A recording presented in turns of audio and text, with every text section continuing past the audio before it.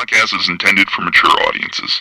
The views and opinions expressed are those of the panelists and do not reflect in any way those of the podcast partners, sponsors, or affiliates. Enjoy. Sky's the limit, baby. BoxingVoice.com. We don't fight for rings and stuff like that. I don't fear anyone. En este deporte no se viene a jugar y no le tengo miedo a nadie.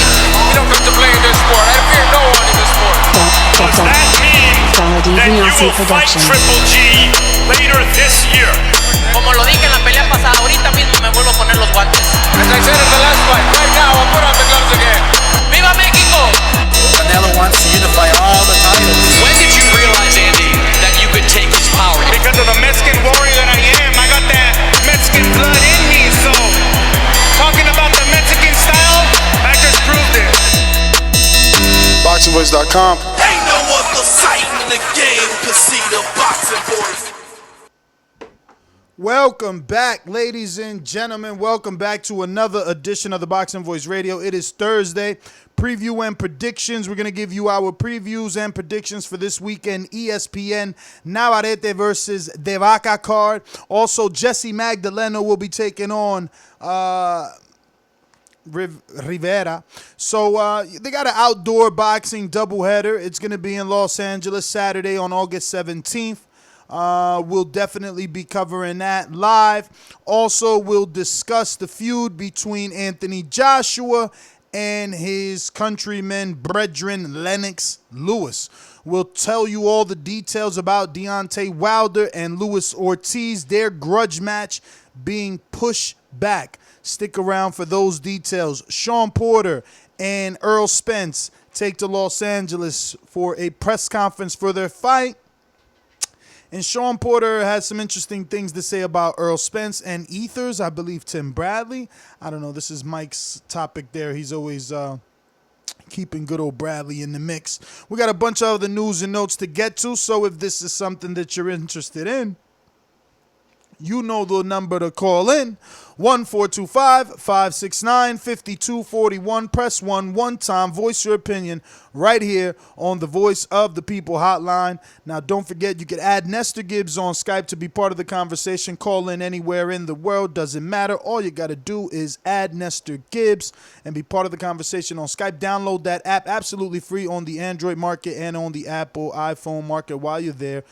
Download that patreon.com app and join us at patreon.com/The Boxing Voice. Let me go out to my co-host in Indiana.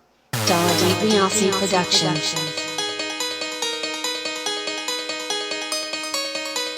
I speak it, believe it, receive it. Speak it, believe it, receive it. BoxingVoice.com. So when I stop him, y'all gonna say he was too weak. He stayed out before he said it. A man stand up for what he believes in, and when you stand up for what you believe in, you accept whatever consequences come behind it. BoxingVoice.com. Yo, what's up to everybody out there in the TBV universe? Back with another one, and yes, Navarrete will be fighting a guy I never heard of, but he is coming off 2 back-to-back wins over Isaac Dogbay. Really put it on Dogbay both times, so glad to see him back on ESPN. Also, yeah, Lennox Lewis and Anthony Joshua has been going at it all day long, so we're going to bring y'all the latest from that. Shawn Porter says he will handle Errol Spence in the ring, and Errol Spence has some choice words for Tim Bradley and Terrence Crawford, so we'll bring y'all all of that too. Jaime Munguia says this is his last fight at 154. He's going to make that move up to 160, so we'll tell you about that. But yeah, what's going on? What up, man? If this Jaime last fight, he fooled. That's crazy. How you going to last at 160 with who? They already getting them suspect-ass opponents at 54, man. But what up, though? How was your day? Long as fuck, but it's cool. Yeah. Well. Really shallow week of boxing. Yes. Very light weekend of boxing. I know we got Jessie Magdaleno back and Arnold Barboza. Chris Heerden is on his card. So, yeah, that's a surprise. He had an interview talking about a potential Terrence Crawford fight, clash, or whatever. I think he's just talking out of his ass, really, to be honest with you. But we'll see what top ring plan is for him. But I guess we can start from the top. Emanuel Navarrete versus Francisco Vaca. So Navarrete, like I said, he is the one that fought Dogbay, right? Yeah. He's the one. Yeah, okay. Yeah, that's the one that beat Dogbay twice. But yeah, coming off the Dogbay win, you know what I'm saying? Dogbay was a opponent for who did he beat? He beat Dogbay. Jessie Magdaleno, who's also on this card. Yes, Dogbay beat Jessie Magdaleno in an upset, and he was like top ranks. I guess like their international flame for a couple of fights. You know what I'm saying? He had that knee hold going. A lot of people like his fighting style. It seemed like he had power, but he ran into Navarrete, man. The first fight was a beating.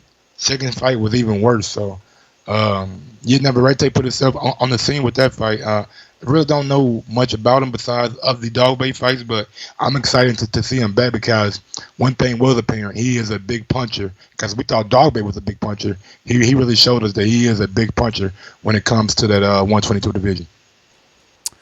Shout out to Top Rank. Since this is a Top Rank card, we'll just mix in some news and notes.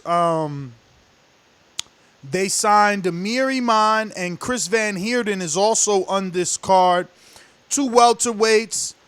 They signed Iman to junior welterweight and or welterweight contract per the press release.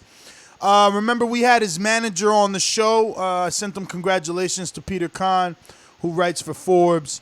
He let us know we could get him on anytime. But shout out to Amir Iman. You know, he's been on ice since the Ramirez loss.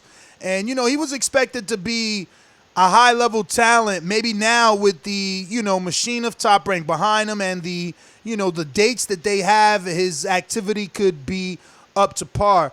As far as I know, he's still out down there with Stacy McKinney in the heavyweight factory.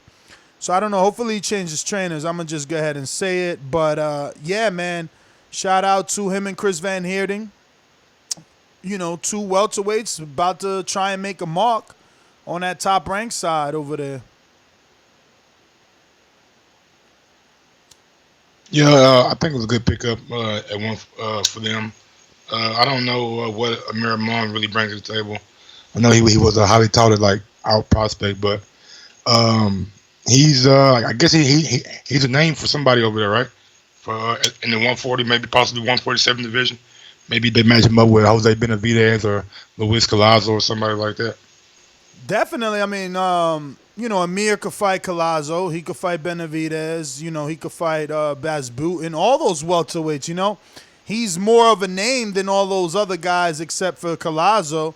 So if they beat him, they make a name. But, they got a couple of Eastern Europeans over there that don't have any names on their resume, But he signed the multi-year deal. So this isn't a one and done. They're not going to just set him up. I guess they're going to get behind him. And that's good, man. That's good. We're seeing a day and age where that loss doesn't mean anything anymore. These guys get multi-fight deals with losses. That's dope. Is he still with Don King? I highly doubt it. That's what he was sitting out for, but I'll text his manager to make sure.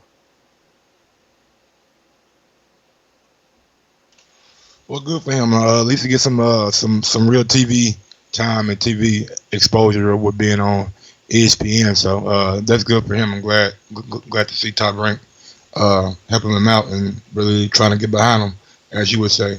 But this fight, Francisco de Vaca. I don't know who this guy is. First time ever hearing of him, and I've been not too invested in the 122 division, but invested enough that I know the big players, but never heard of this guy. You talking about Navarette's opponent? Yeah. I'm looking him up right now on Box Rate. He's 24. He's young, undefeated, 20-0, 6 KO, so don't have enough power to keep Navarrete off of him.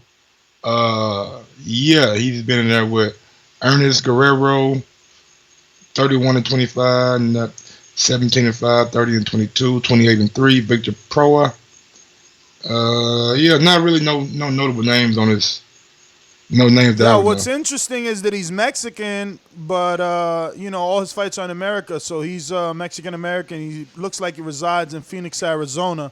A lot of these fights look like they were in Phoenix, so don't know really what to expect. This is a homegrown fighter right here. Every fight is in Phoenix, outside of this Los Angeles fight, so might be a deceiving undefeated record.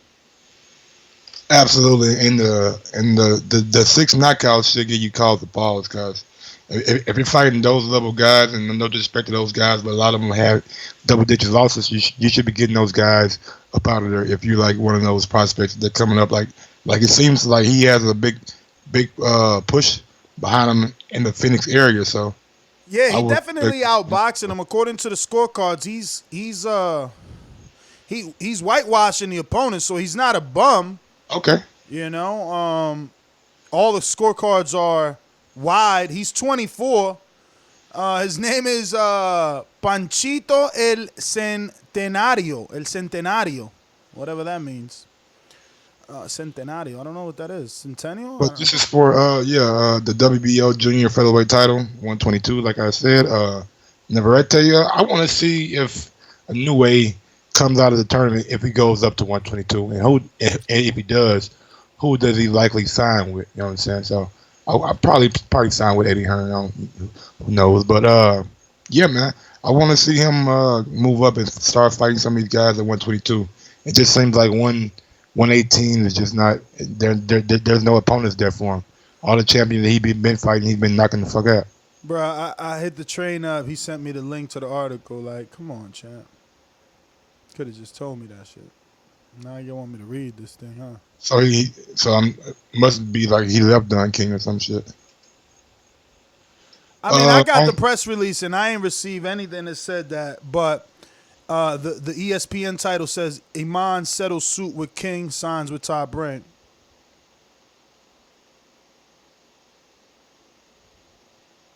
Junior welterweight contender Amir Iman, having settled a lawsuit with promoter Don King, that has kept him out of the ring for more than a year, has signed a multi-fight promotional agreement with Top Rank, the company announced on Thursday.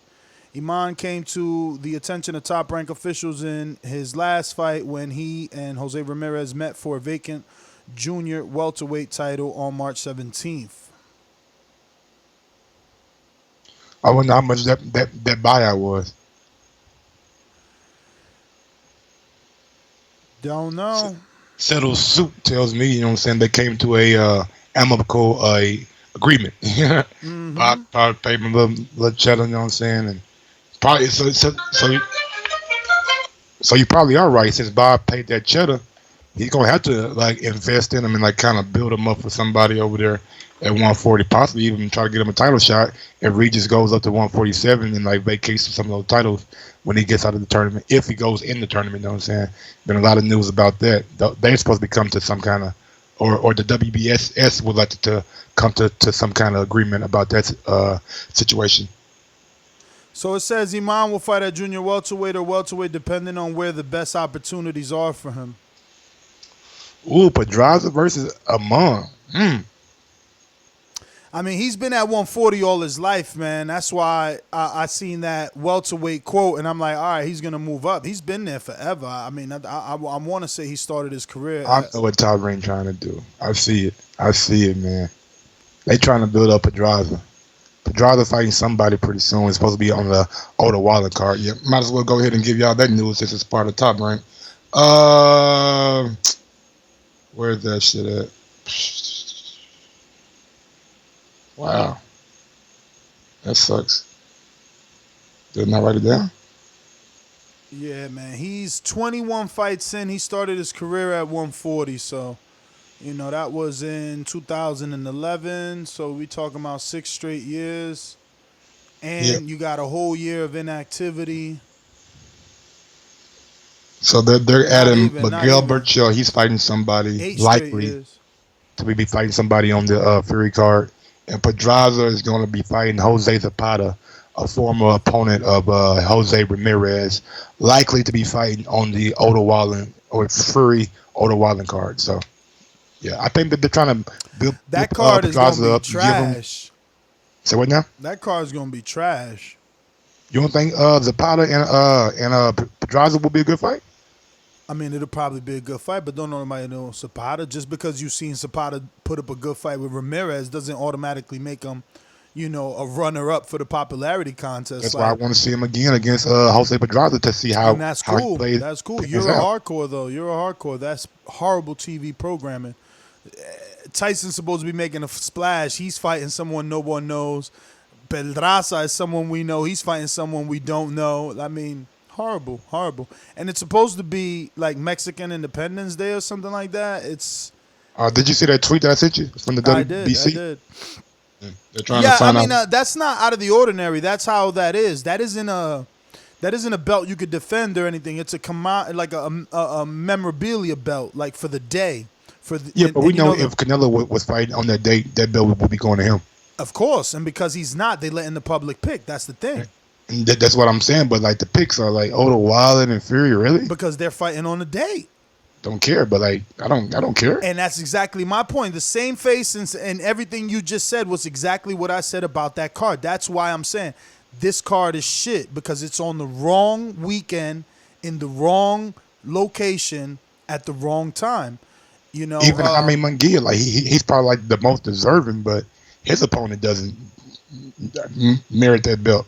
Those two girls, no disrespect to them, I don't know who they are. I mean, they'll probably give it to Devin Haney, but I don't know Devin Haney's opponent either. I'm not gonna let him get away with it. And he's not Mexican either. I mean, I'm no disrespect to Devin Haney, but I just feel like if you're gonna give that belt to somebody, I mean that's racist. Saying that only the Mayan belts or the Julio Chavez belts should be put up for Mexican fighters. If it's for like Mexican Independence Day and they're putting it around that thing, and it normally goes to Canelo, how is that a big far stretch from what they've been doing? Well, because obviously they're trying to open it up to all fights and all races on that weekend, and you're saying, nah, they're not even Mexican.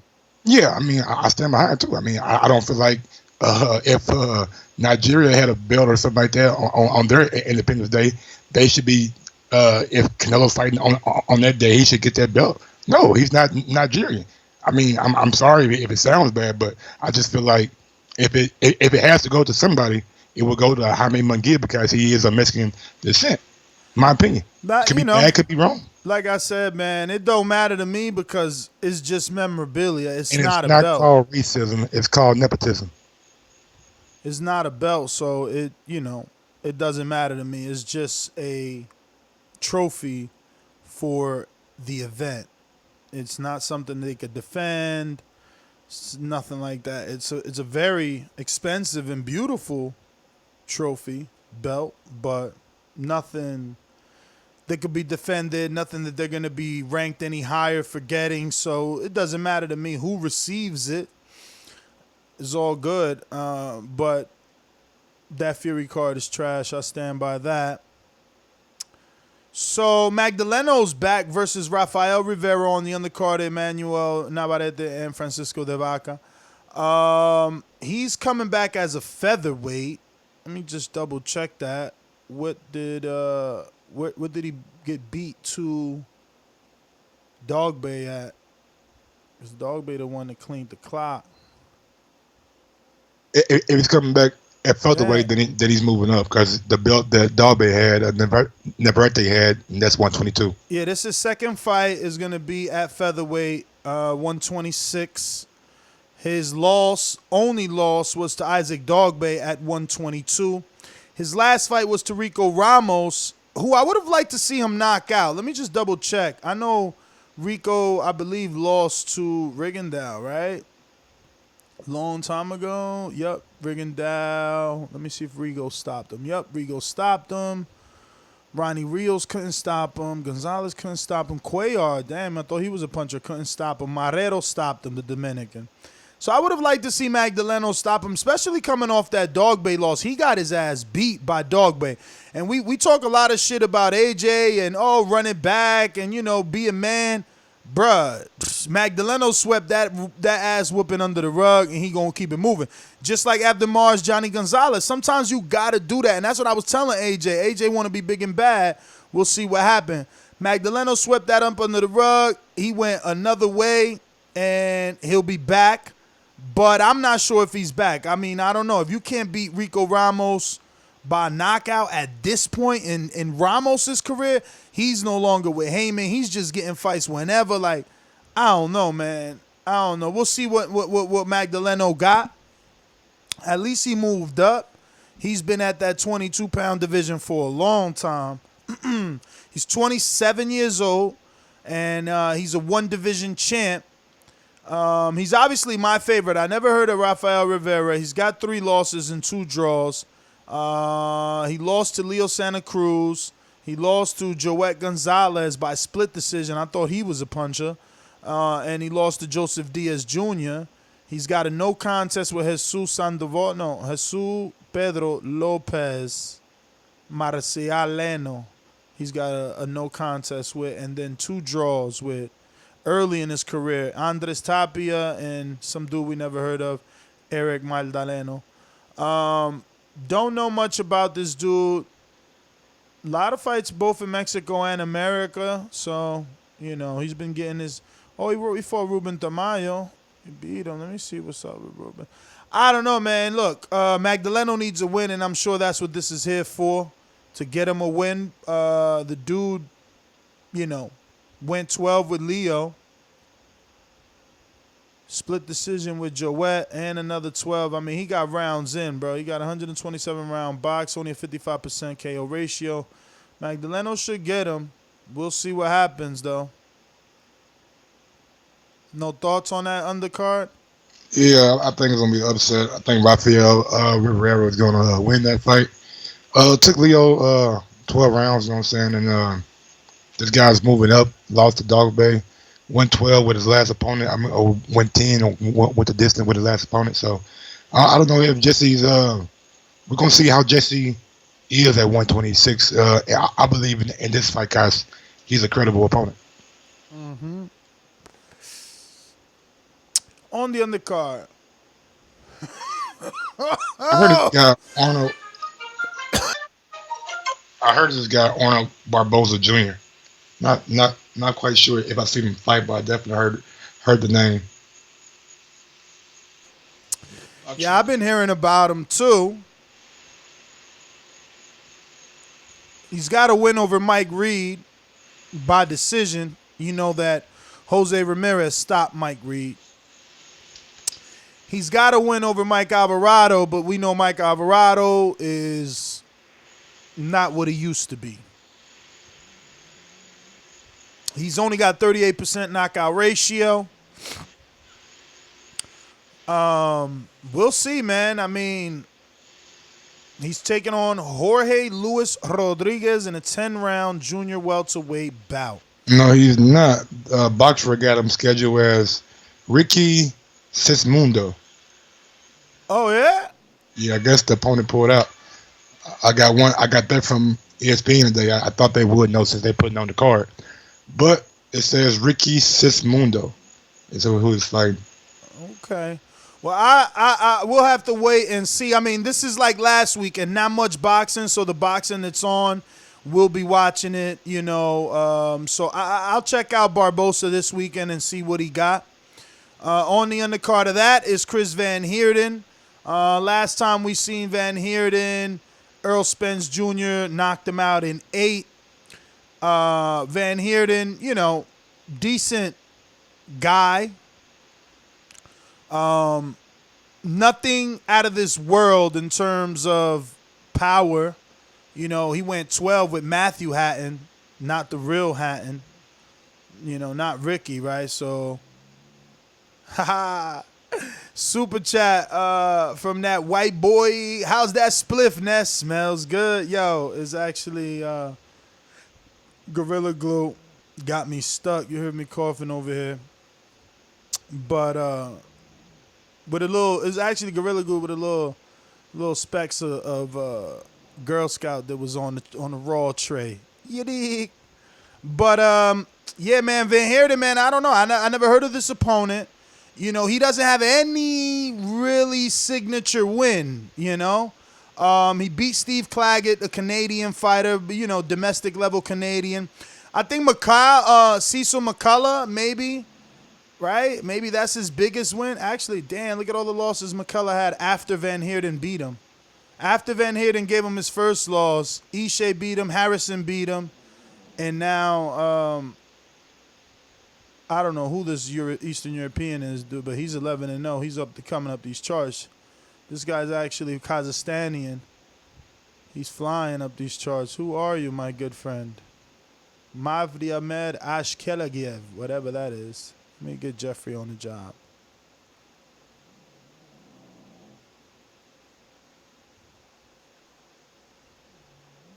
Madiyar Oshkayev. There you go. There you go. So, yeah, man, we get to see Van Heerden. Look, man, they need to create opponents. Van Heerden is a decent fighter. He hung in there with Earl for 8 rounds. You know, it'll give Crawford or what's this other guy's name over there? Collazo, Amon. It'll give them all barometers, like a gauge. It'll show us where they're at if they get in there with this guy and do it any better or any worse is all I can think of. Who else we got? Really is all A-sides for me, too, by the way. I'm not going outside. I'm not rocking a boat like Mike. Mike is picking the upset in the Jessie Magdaleno card. I'll stick to all A-sides here. Now it's where it gets crazy here. Like, I don't know who this guy is or where, you know. Janibek Alimkhanuly.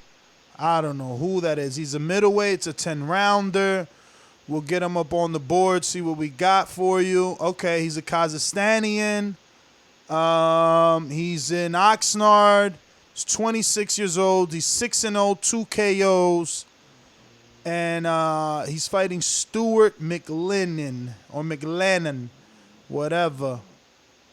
Whoever that is, right? But hey, whoever that is 27-3-3, right? So he's got 3 draws, 3 losses, 27 wins. So this dude is 6-0. He's trying to jump up the ranks like the last Kazakhstan. Look, this guy is already beat by split decision. Damn, nobody can knock out Vaughn Alexander, huh? What the fuck? Steven Martinez. Let me see what Steven Martinez. He beat up Vaughn Alexander, FYI. Steven Martinez. I know this one. Is this the one that Berto fought? Let me see. Jeremy Ramos. Terrell Geisha. Oh, Geisha fought this dude. Who else? Chris Pearson. Okay.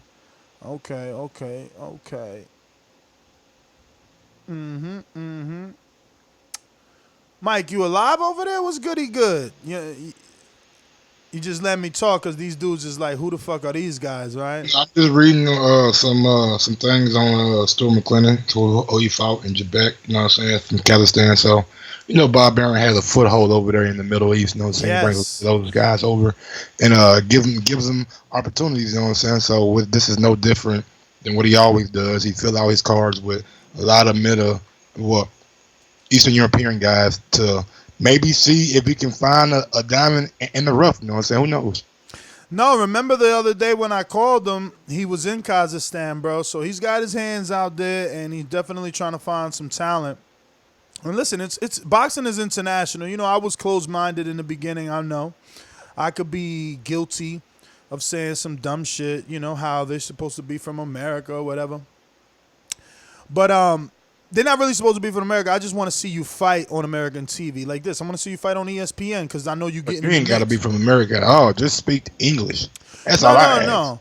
Oh, yeah, okay. Well, that's what you asking. I don't need you to be from America or speaking. I just need you to fight on the American television scene because then we know you're gonna be thrown in the mix. You know, like Van Heerden. It's like we saying, look, oh, okay, here goes Van Heerden. Now we know 1 or 2 fights he'll be in there with Collazo. He'll be in there with Iman. He might be in there with Charles Crawford. Like you just never know. He could be in there with Khan. You don't know. So for example, Alexander Usyk, in my opinion. If you just look at his like Instagram and like Twitter and like social media and like the videos that he do on YouTube, like it seems like that he has a funny, engaging kind of personality. You know what I'm saying? And I just feel like if a guy could speak like fluent English, like that could maybe cross over more to the American public where he's gonna be fighting. It appears sometime this year. I agree. He seems like he's seems goofy, don't he? Like, he seems like he's a funny guy. Like he's one of those guys that wants to make everybody laugh. You know, you could tell in some of the exercises and movements that he does. Yeah, no, I mean, but a lot of them Ukrainians come over here with that bald head ponytail. Oh man, no, he got the haircut like the Dumb and Dumber haircut. Oh yeah. Yeah, that's funny. So Brian Mendoza is on this card, and he looks like a heavy hitter. 17-0, 12 KOs, 25 years old, and we're looking like the 147-pound division. So top rank. They got some guys. Check him out. Is he Mexican or is he Puerto Rican? His name is La Bala. That means the bullet. Yeah. 12 KOs too. That's 71%. Yeah, let's see who he got up on there though. Okay, I know nothing, Jon Snow. I see nothing. I know Jon Snow. Nothing. All right, that's okay. That's okay. That's okay. You know, that's okay. Whoa. Okay. Okay, so they just stepping it up for him right now with this Rosenberg, Gomez, and the last opponent, Carlos Muhammad Rodriguez. So let's see who this Rosenberg is. This is an 8-rounder. Okay, Gomez looking he looking ripped in his box rec pick. He from Nicaragua. Okay, shout out to what's my man that used to smoke all the time? He's 17-0. Oh no, he's okay. That's Barboza 17. This guy's 20 wins, 16 by KO, 7 losses, 3 by knockout. And he's just been knocked out by Terrell Williams. Never heard of him. Kermit Cintron. It might have been on the ESPN Plus undercard. Terrell Williams. I ain't even smelling that. If Kermit Cintron knocked you out. But okay, that was 2016. I'm going to give you a pass on that one. That was 16. I'm going to let you slide on Cintron knocking you out in 2016, champ. But who else? Now, Alex Martin. Okay, Blue Chip knocked you out. No, that was a decision. Just like Blue Chip. Walter Castillo. Okay, he knocked you out. You know, that's like Castillo. I mean, I don't know. This guy's here to get tipped over, man. So hopefully he does that. You know, Barboza is his name. Yeah, I'll right? be watching all these fights, man. It's only card this weekend, so I'll be tuned in to this shit before the other shit comes on later on. Definitely. Hopefully Mike answers his phone this time. It was a few fights that I wanted to do last week, man. It was a slim week, but it was some fights I was interested. You know, some of them shits turned out whack though. You know, we were so heavily invested, but they still turned out whack. So anyway, this guy's name is Mendoza, not Barboza. Mendoza. Barboza's on the card too. Brian Mendoza. That sounds so Dominican. I'm interested in this dude. If he's Puerto Rican, is he Dominican? Let me get another. He's from Albuquerque. Resides in Las Vegas. Oh man, so he probably getting some good work out there. Yes. What weight class is it? That's welter. Okay. Mm-hmm. Rio Rancho native, now top ranked promoted boxer. Let's see. They give this. Oh, he got a Twitter too. Well, you got a Twitter here. You got everything. Stockton. He's from Stockton, California. He a tough guy then. Everybody from Stockton pretty fucking tough. Won his bout May 4th. All the fighters, at least. No, he fought in Stockton. He defeated. Okay.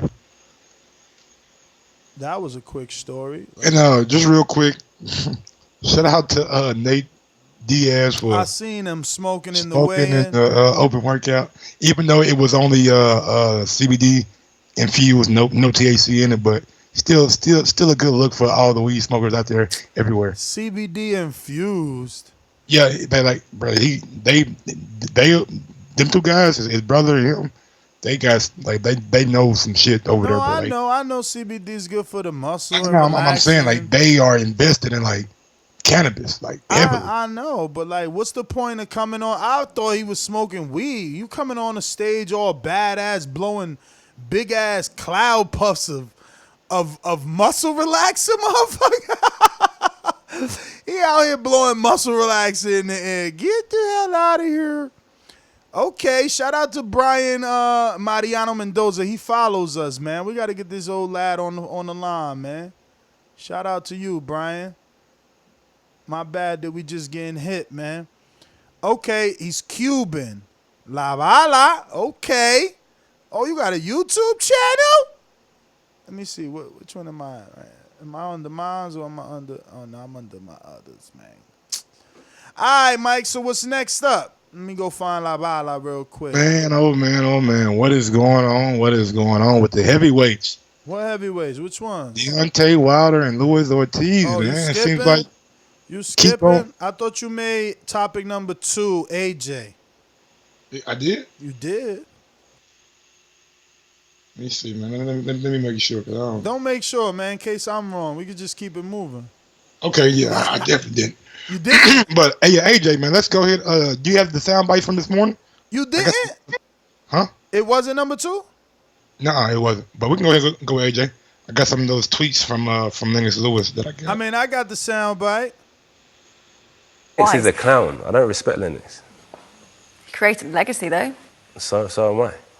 That's what I was about to say. Is this all part of the legacy? Are you It's aware of how big the nothing legacy compared is? to what Lennox is doing. Nothing. Me and Lennox aren't the same. My legacy is to sit back and enjoy the younger generation coming up and not to really be involved. Just appreciate what it takes to get there. Lennox isn't like that. Me and Lennox are cut from a different cloth.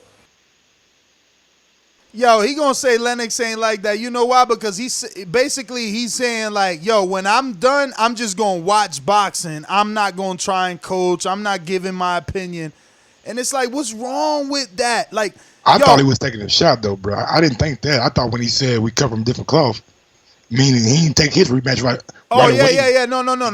No. That's definitely where what he was saying. You know what I'm saying? Because Lennox was giving him all the opposite advice of what AJ was doing. So obviously he had the door right there to say like we cut from a different cloth. But I was talking about the other part, you know. But yeah, man. I did a whole show on this. I was proud of AJ because, you know, we sit around here and we ask our fighters to, you know, we ask Terrence Crawford to talk. We ask AJ to talk. We ask Earl to talk. We want them to be more vocal, you know, and now they are.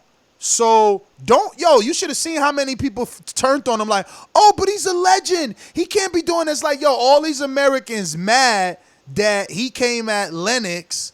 And it's like, bruh, if this was Wilder and Lennox said that to Wilder or Wilder said that to Lennox or to Tyson, I was going to ride with Wilder.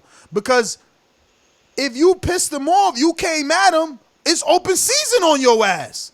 You came at him, open season on you. So I don't think that's the real reason you sided with him though. What's the real reason then? What you always say, I'm not worried about the old generation, what they did back then and all that kind of shit. I'm worried about my generation. My generation is what's hot. It's what now. We living in our legacy right now. So I think that may have a more little maybe influence on your stance than you may have realized. I mean that too. You know, these are the guys that I'm watching. Like Lennox was there. I got to see him when I was young, but I couldn't understand, you know, fully what I was watching the way that I understand and digest boxing now. So like, this is my dude, one of them. He feel like shots was fired on him. And he do what any American do. He do what American rappers do. He do what American sitcoms, reality shows, Bad Girls, all that shit. He did what we do. He did what we like, and now people flipping on him. Well, I commend AJ. You know, somebody come for you. You within your right. You know, you within your right. Too many times that we sit here and make shows talking about how he's cookie cutter, how he's too perfect, how he's following the rules, how he's a puppet. Now, you know, he gives you all of him. He gives you all of him. You know what I'm saying? What'd he say? He said something like, I got the picture too. Let me see if I still got it out. Let me go ahead and read this Lennox tweet, then you can read that AJ little Twitter post. Wow, he's right. We are cut from a different cloth. Undisputed wasn't something I worried about. It was something I went after until I accomplished it. Disappointed in AJ's words, but I understand that this jealousy narrative was only fabricated after I criticized them for Wilder negotiations. All of these sudden All of a sudden, all of a sudden, I'm a hater. X who benefits from such a simple-minded narrative. Not AJ, not me. Then AJ came back out, you know what I'm saying, about a couple of hours ago and posted some shit on IG or on Twitter too. Yeah, you talking about on the story? I'm talking about where it says, on the story. Always say it how it is. A clown is a clown. He can wipe the makeup off, but his heart remains the same. No squares in my circle, cause G shit only. Yo, so is he crippin'? Oh no. I mean, I don't think there's anything wrong with it.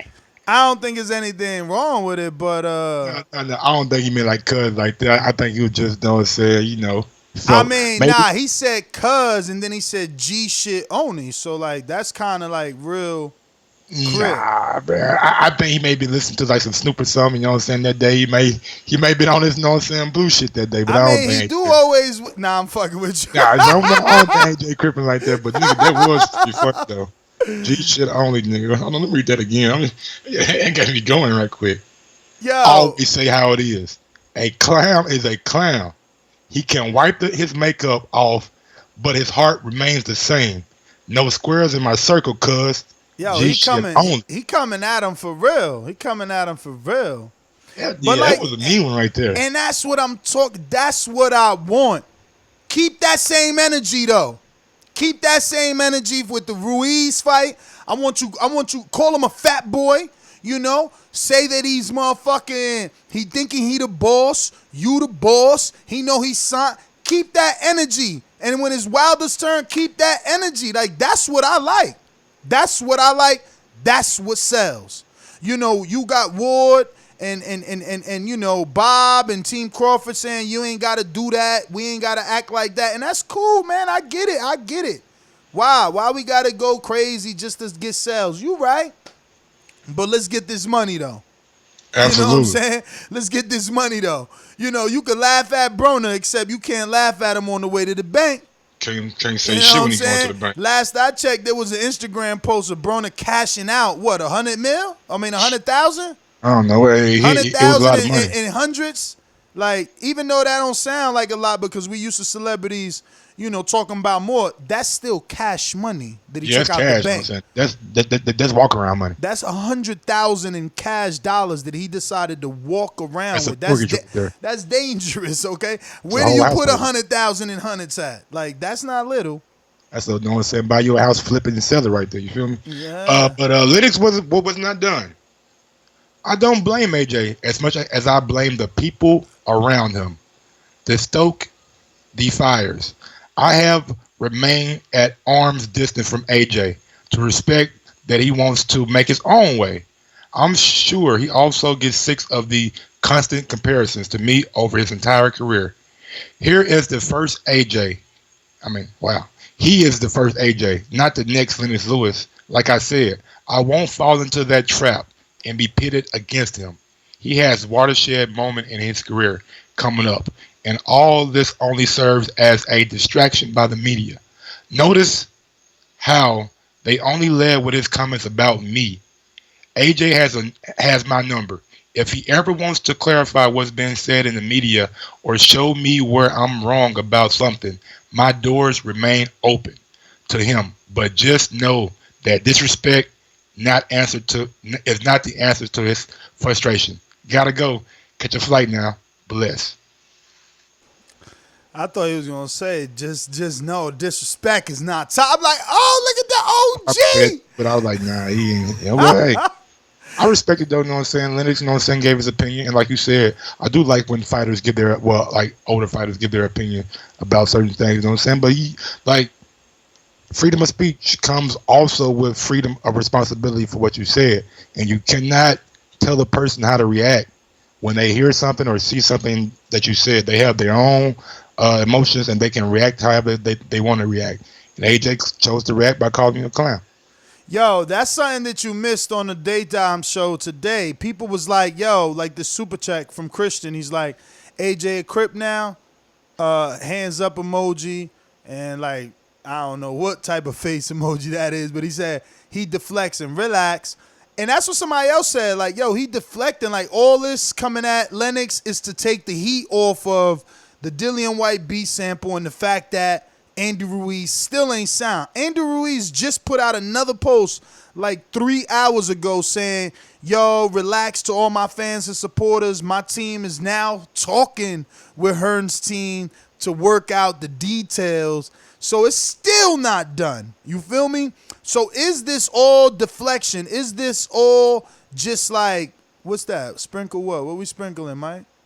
No, Eddie just over there sprinkling a little on top for Andy. Go give him $6 more million, man. Get his ass over there, all right? Damn it, fuck it. $6 more million, man. Hey, man. We're gonna give you as long as he do increase. That. As long as he do that and realize that Andy's in control. Bro, we all realized that Andy was gonna get more money, but to say Andy is in control, I think it's a stretch. I mean, who announced the fight? Let's run down the facts. Who announced the fight? Eddie Hearn. Okay. And Matchroom. Okay. And Saudi Arabia. Okay. Who put the fight in jeopardy? And AJ. Who put the fight in jeopardy? Who put the fight in jeopardy? Yes. Depends on what standpoint you're looking at it from. From Eddie's standpoint, whatever the fight. Standpoint you want. From Eddie's standpoint, the fight's never been in jeopardy. But if you go by the YouTube, so what's this then? Just sprinkle a little bit on top.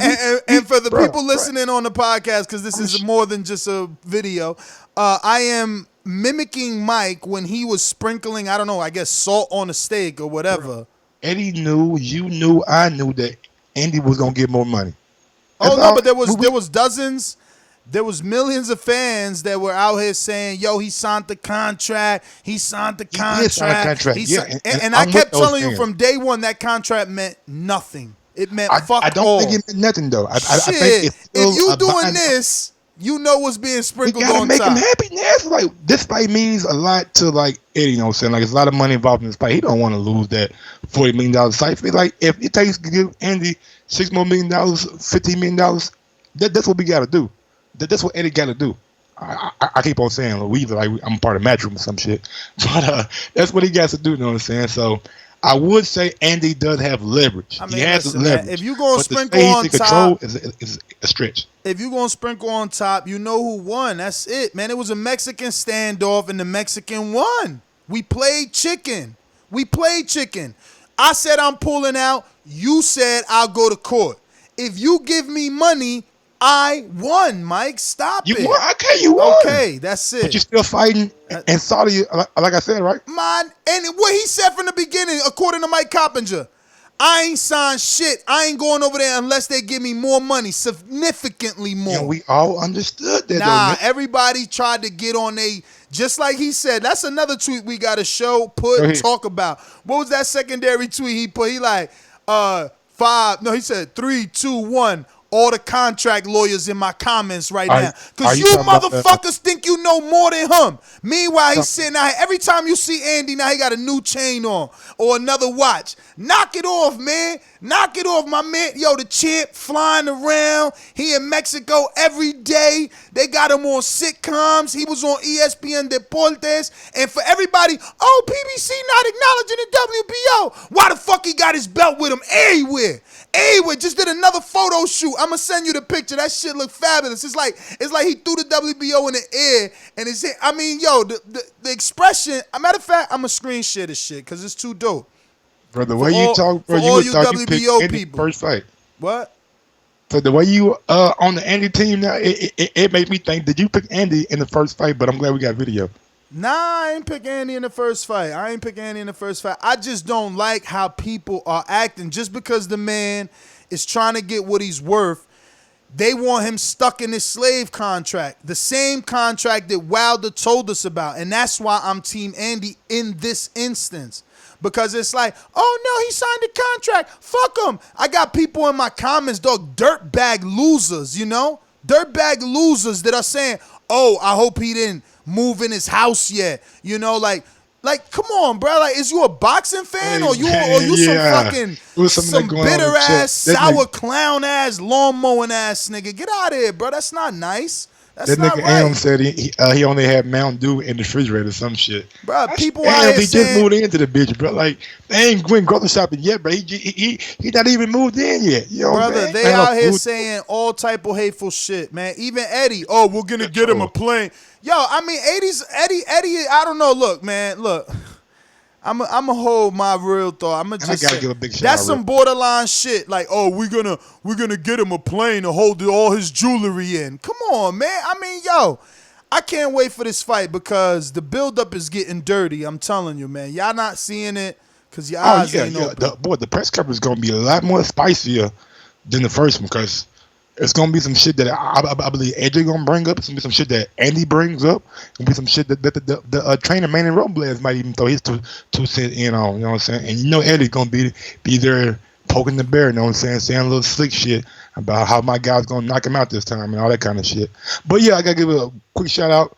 Shout out to Evander Holyfield, man, for building that masterpiece of a house down in I think it's down in Florida or Georgia that Rick Ross owns now.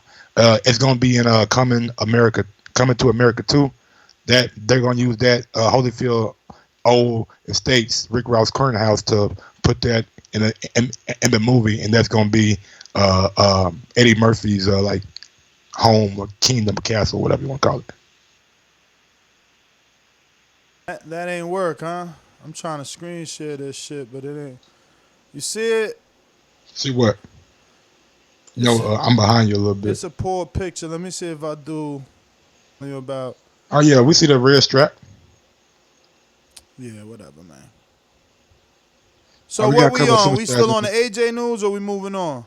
We're gonna move on. Let me get to the super chats. That one white boy says, "And Mike, what's the strain, my man?" Bro, this shit called what I tell you last night? That's Blue Skittles or some shit like that. Some shit like that. I said. That sound new.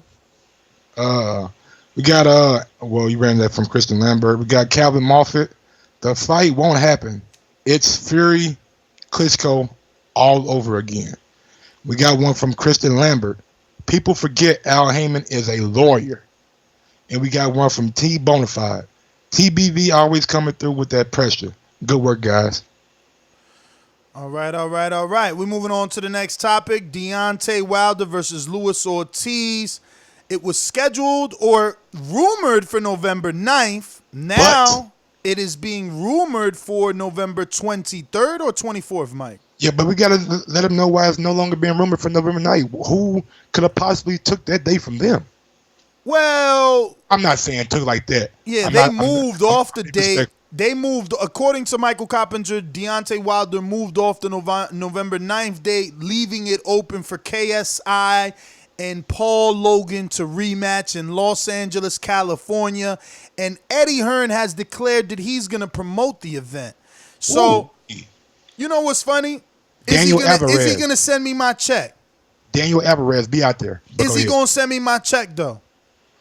I got interview asking Eddie, like, yo, you don't think you should promote this fight? You do. Even before. That's what you was talking about last night. I need my percentage. Okay. Yeah. No, because they always stealing Ness ideas. I don't patent pen shit. They just steal from me. It's I'm a Gemini. I keep telling them they can steal. By the time I get rich, I'm going to have so many others, man. I'm telling you, they can steal, though. But, yo, I told him promote that shit. He going to brush it off like, nah. Then he seen the success. Now he want to jump on it. But allegedly he's promoting this. So shout out to them, man, because that's big. They blew the fuck up on pay-per-view. I hope Eddie don't take it off of YouTube pay-per-view. And put it on the Zone. Oh, shit. The Zone might give them the upfront bag. Yeah. And you know what? And that's some subscribers. That's some subscribers, too. That shit a spike. Them kids going to buy that for 1 month. Yeah. Damn. I wonder how much upfront money could they possibly get from the Zone? I mean, basically, you're going to go in there and you're going to negotiate. Let's say, hypothetically, they sold 4 million pay-per-view buys, right? So they sold 4 million. We know it's at $10. That's some bank. Now they go to the Zone. They're like, bro, this the rematch. It's going to blow. You know, we could just use Eddie to promote it, or we could use Eddie to promote it and the Zone to broadcast it. But we knew we did 4 million for the first. This one's going to be bigger. So they got to project. You know, they're going to have to do the same thing. Listen, same thing Eddie was trying to do with with Mikey and Earl. Remember, he was trying to offer them both $8 million. And outside of the rumors, right? Outside of the rumors that he got $20 million, that $8 million that Eddie alleged was very close to what, people saying that they got, right? They saying $10 million. I only heard once in a blue you hear that $20 million. I don't see shit on paper of it, right? So, I don't know. What up? You all up on the TV? I was looking at to see how much they generated. I think they generated like $11 million from the YouTube shit. But then you had advertising and all the other shit that they were doing. So those guys might command a little bump, you know what I'm saying? So big ups to them, you know what I'm saying, for doing something like that again and really putting the spotlight back on boxing, because at the end of the day, it's boxing, whether you agree with it or not, you know what I'm saying? And Eddie has taken it full steam. Hopefully he mixes like some good fights. Man. It's that age bracket they need. Yeah, I don't need those YouTubers fighting again. Like all those YouTube guys that I didn't know, like Deji and Logan Paul brother, that's fine. Like put them two guys back on there, but you can mix in some of your prospects that Eddie got, maybe give them a little bit more exposure. Put them in one side fights. I mean, let's be honest now. If when you got a event like this and you're expected to set out the Staples Center, why not throw Josh Kelly in there with somebody that you know he's gonna knock out, that you know he's gonna dispatch up pretty easily? Why not throw Joshua Buatsi in there with somebody that you know he's going to dispatch pretty easily? Why not throw, you know what I'm saying, one of your guys in there with somebody that you know that they're going to beat fairly easily and make those younger generations take a long look at, wow, who is that guy? I got to start following him now. That could work, couldn't work. We'll see. Bruh, I told you. Put Akita Ababi on that card too. If he get a big knockout, oh man, his stock rising. Sorry, Devin Haney. Oh, you moved on to something else? No, I'm saying if Eddie can incorporate some of his young prospects on that card in one-sided fights where they get a big-time knockout and all those little kids in the arena see it and they can gravitate towards those guys and share them on their pages and create a buzz about, it may be beneficial for Eddie in Matchroom. Man, listen, bro. Eddie needs to do what I said. Remember that podcast is out there. The winner of this fight needs to turn pro. You shaking your head. This nigga terrible.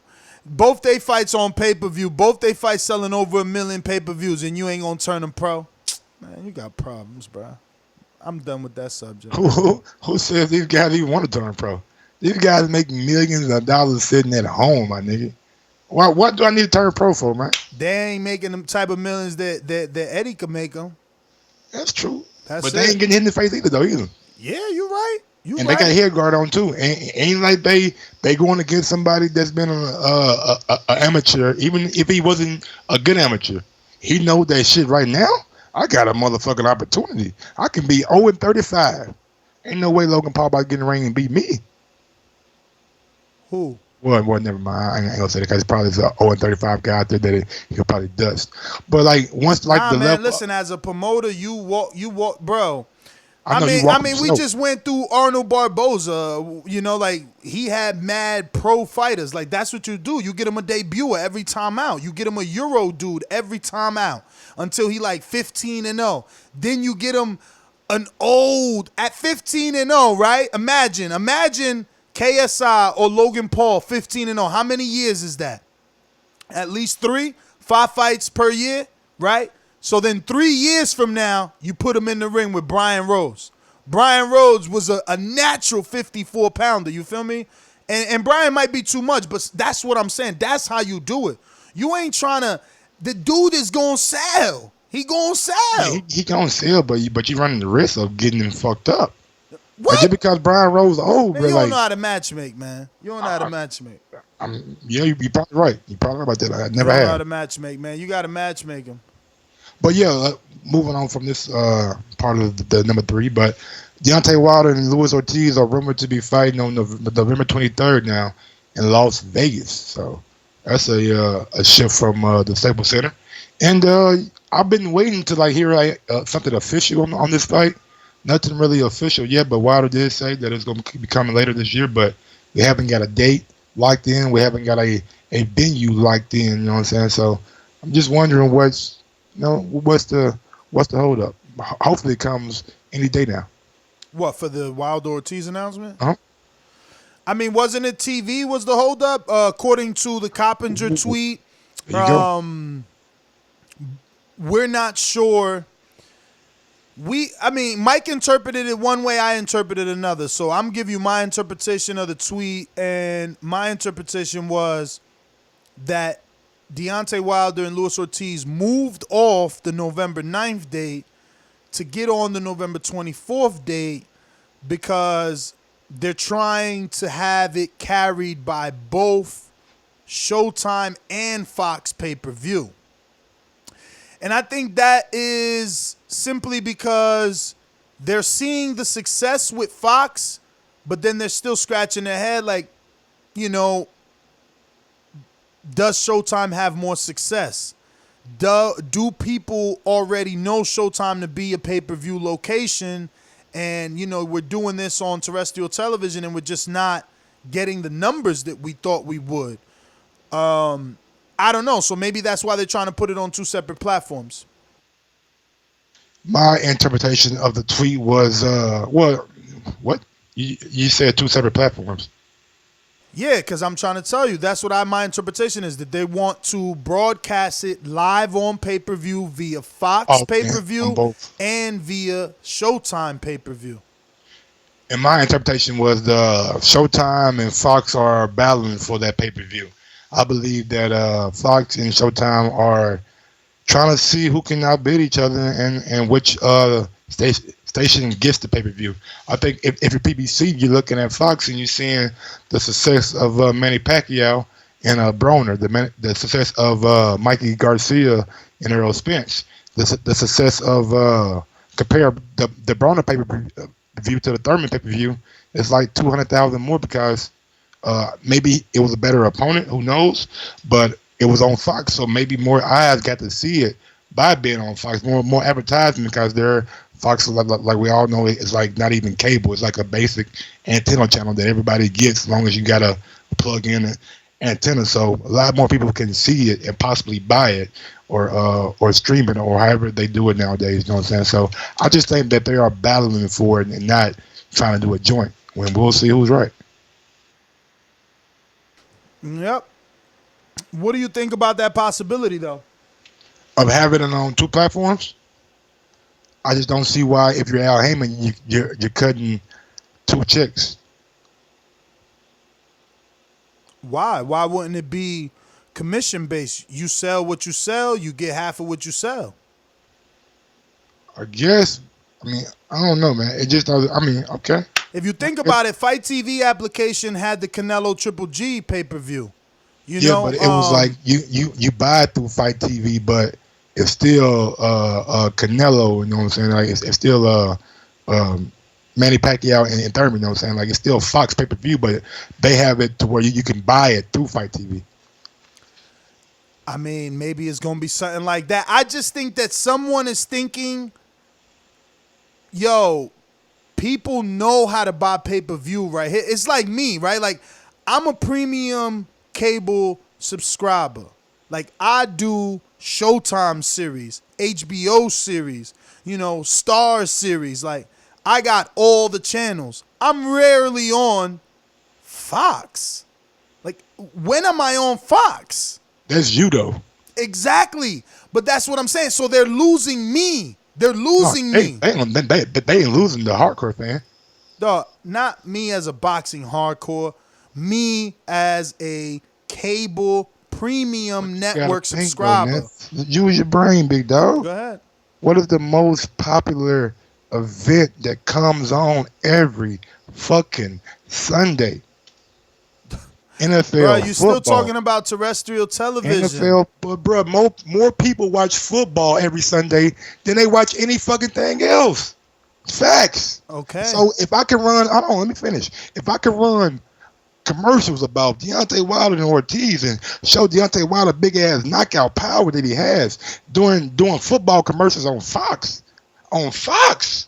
You think I ain't gonna do that to try to appeal to more people?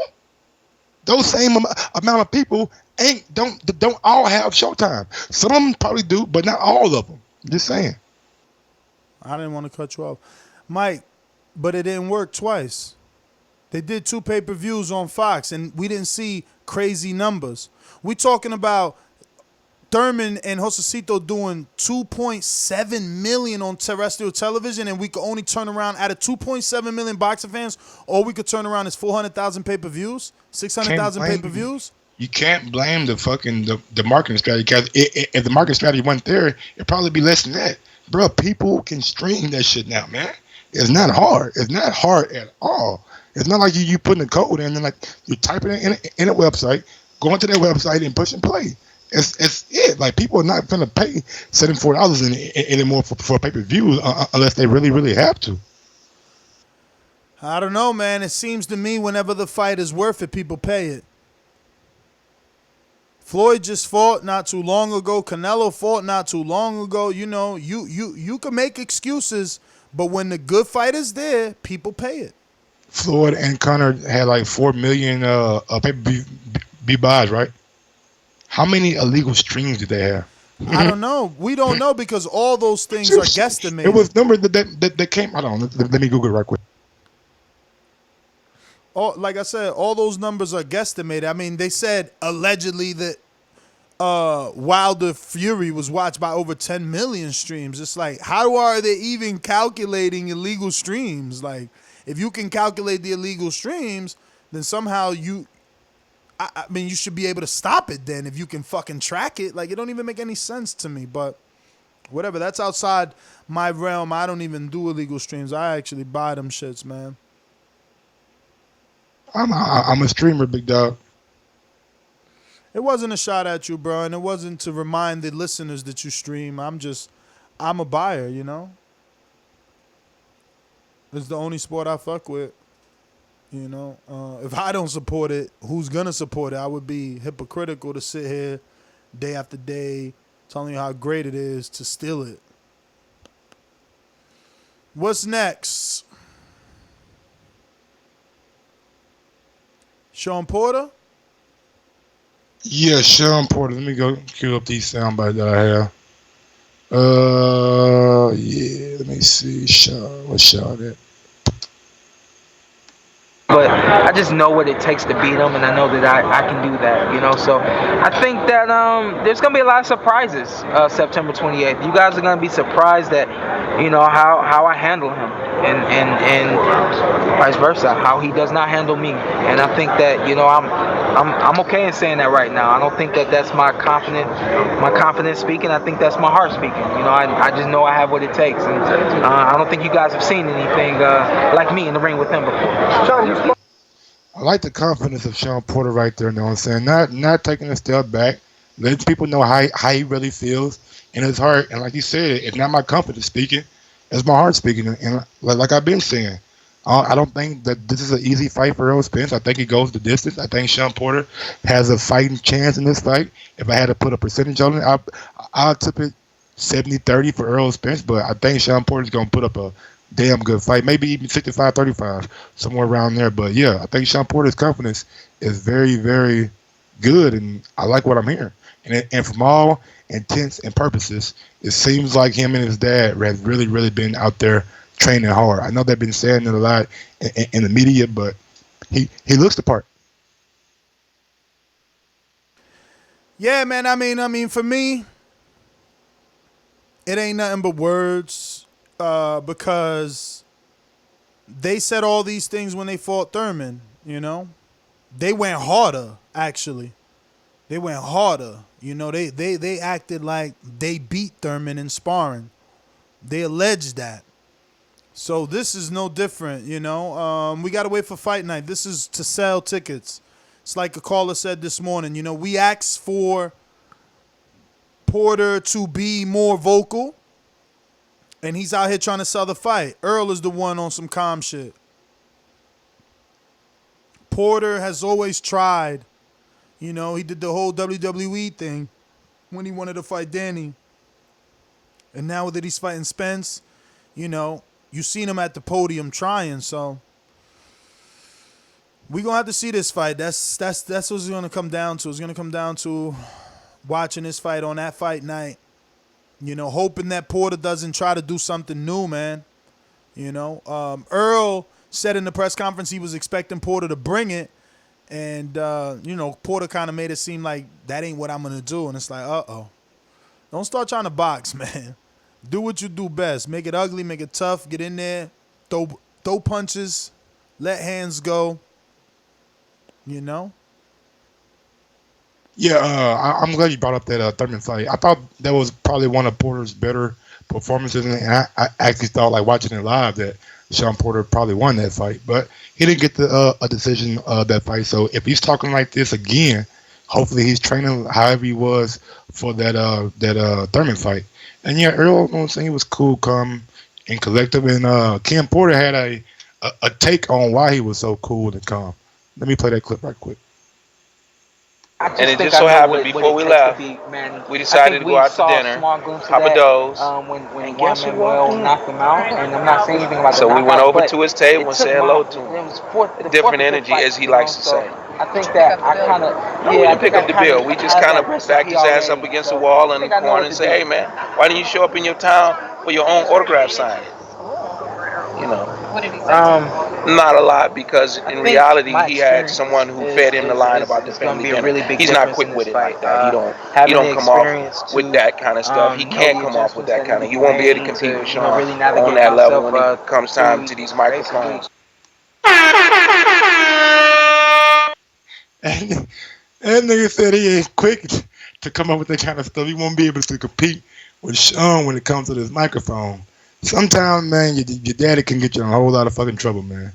I don't know if Errol Spence seen like the soundbite, seen that clip, or seen that video, but if he does, I know that is gonna be fuel to the fire, bro. Fuel to the fire. I mean, you know, Earl said he watches this shit. He said it to Mikey, so I'm sure he watching all this shit. Well, last soundbite that I got, it was Earl addressing Bradley and the Terrence Crawford situation. Earl, I just want to get your response to Timothy Bradley saying that you're avoiding Terrence Crawford, that everybody on the PBC side is avoiding Terrence Crawford. What's your response to what he said over the weekend in an interview? I mean, how am I avoiding him if I'm fighting in a unification fight with Shawn Porter? I mean, a top 5 welterweight. So, I mean, last time I remember, the WBC ordered me and him to fight each other, and you know he didn't take the fight. So, I mean, nobody's avoiding Terrence Crawford. You know, there's big fish on this side too that you know I gotta fry. So, I mean, once I get rid of Pacquiao and Shawn Porter, then we can sit down and talk about Terrence Crawford. But nobody's avoiding him. Like I said, I'm gonna get these belts over here, then I'm gonna come take Terrence Crawford belt because I said I'm gonna be undisputed welterweight champion of the world. So the only way to make that happen is to take his belt. So I mean, nobody.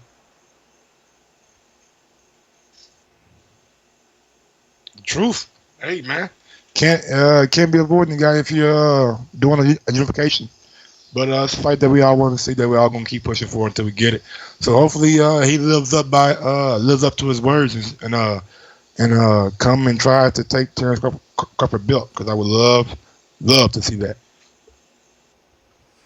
Man, this whole subject always pisses me off, man, because it's like Terrence just got to sit around and wait, man. That's what I'm saying. He gonna fight the Van Heerdens and the Amiri Mons of the world and then get a crack at glory. But I guess not even, because at least Wilder fought 2 top 5s, man, top 3s, man. They got to do something, man. They got to even that playing field, man. We got to throw Crawford some legitimate fights, man. Earl's going through all the tests, That whole side is going through all the tests, Thurman just got tested, Porter's been tested numerous times, right? He got tested. He got cooked. He got tested with the Brook fight, and he failed, and then he came back. and he won a title again versus Danny. So, people getting tested, man. This guy needs to get tested, man. Just sitting around. We need to do a motherfucking. We got the 600 days on a B sample, man. We need to do like a how many days on a Crawford gonna fight somebody set, man. Like, hey, man. They can't keep he beat the giving guy us, that beat your guy. They can't keep giving us, David Benavidez and, whoever, bro. Like, we know what it is. Mike could make jokes and all that. Like, we know, man. In every other division, we got different energy, Mike is mad hypocritical. Like, in every other division, we want the top 5 to fight. You know what I'm saying? When one of the top 5 is fighting, for instance, Tyson Fury, he's fighting Ottawa Wildland. We have different energy. But you see, energy pretty much the same, bro. I'm sorry. That's when you get triggered. When we talk Crawford, you can't refrain from cutting. No, I mean, you've been talking for like 3 minutes. I'm sorry. Keep going. You want a 5-minute segment? Go ahead. No. You cut me off, so obviously you want to say something. Go ahead.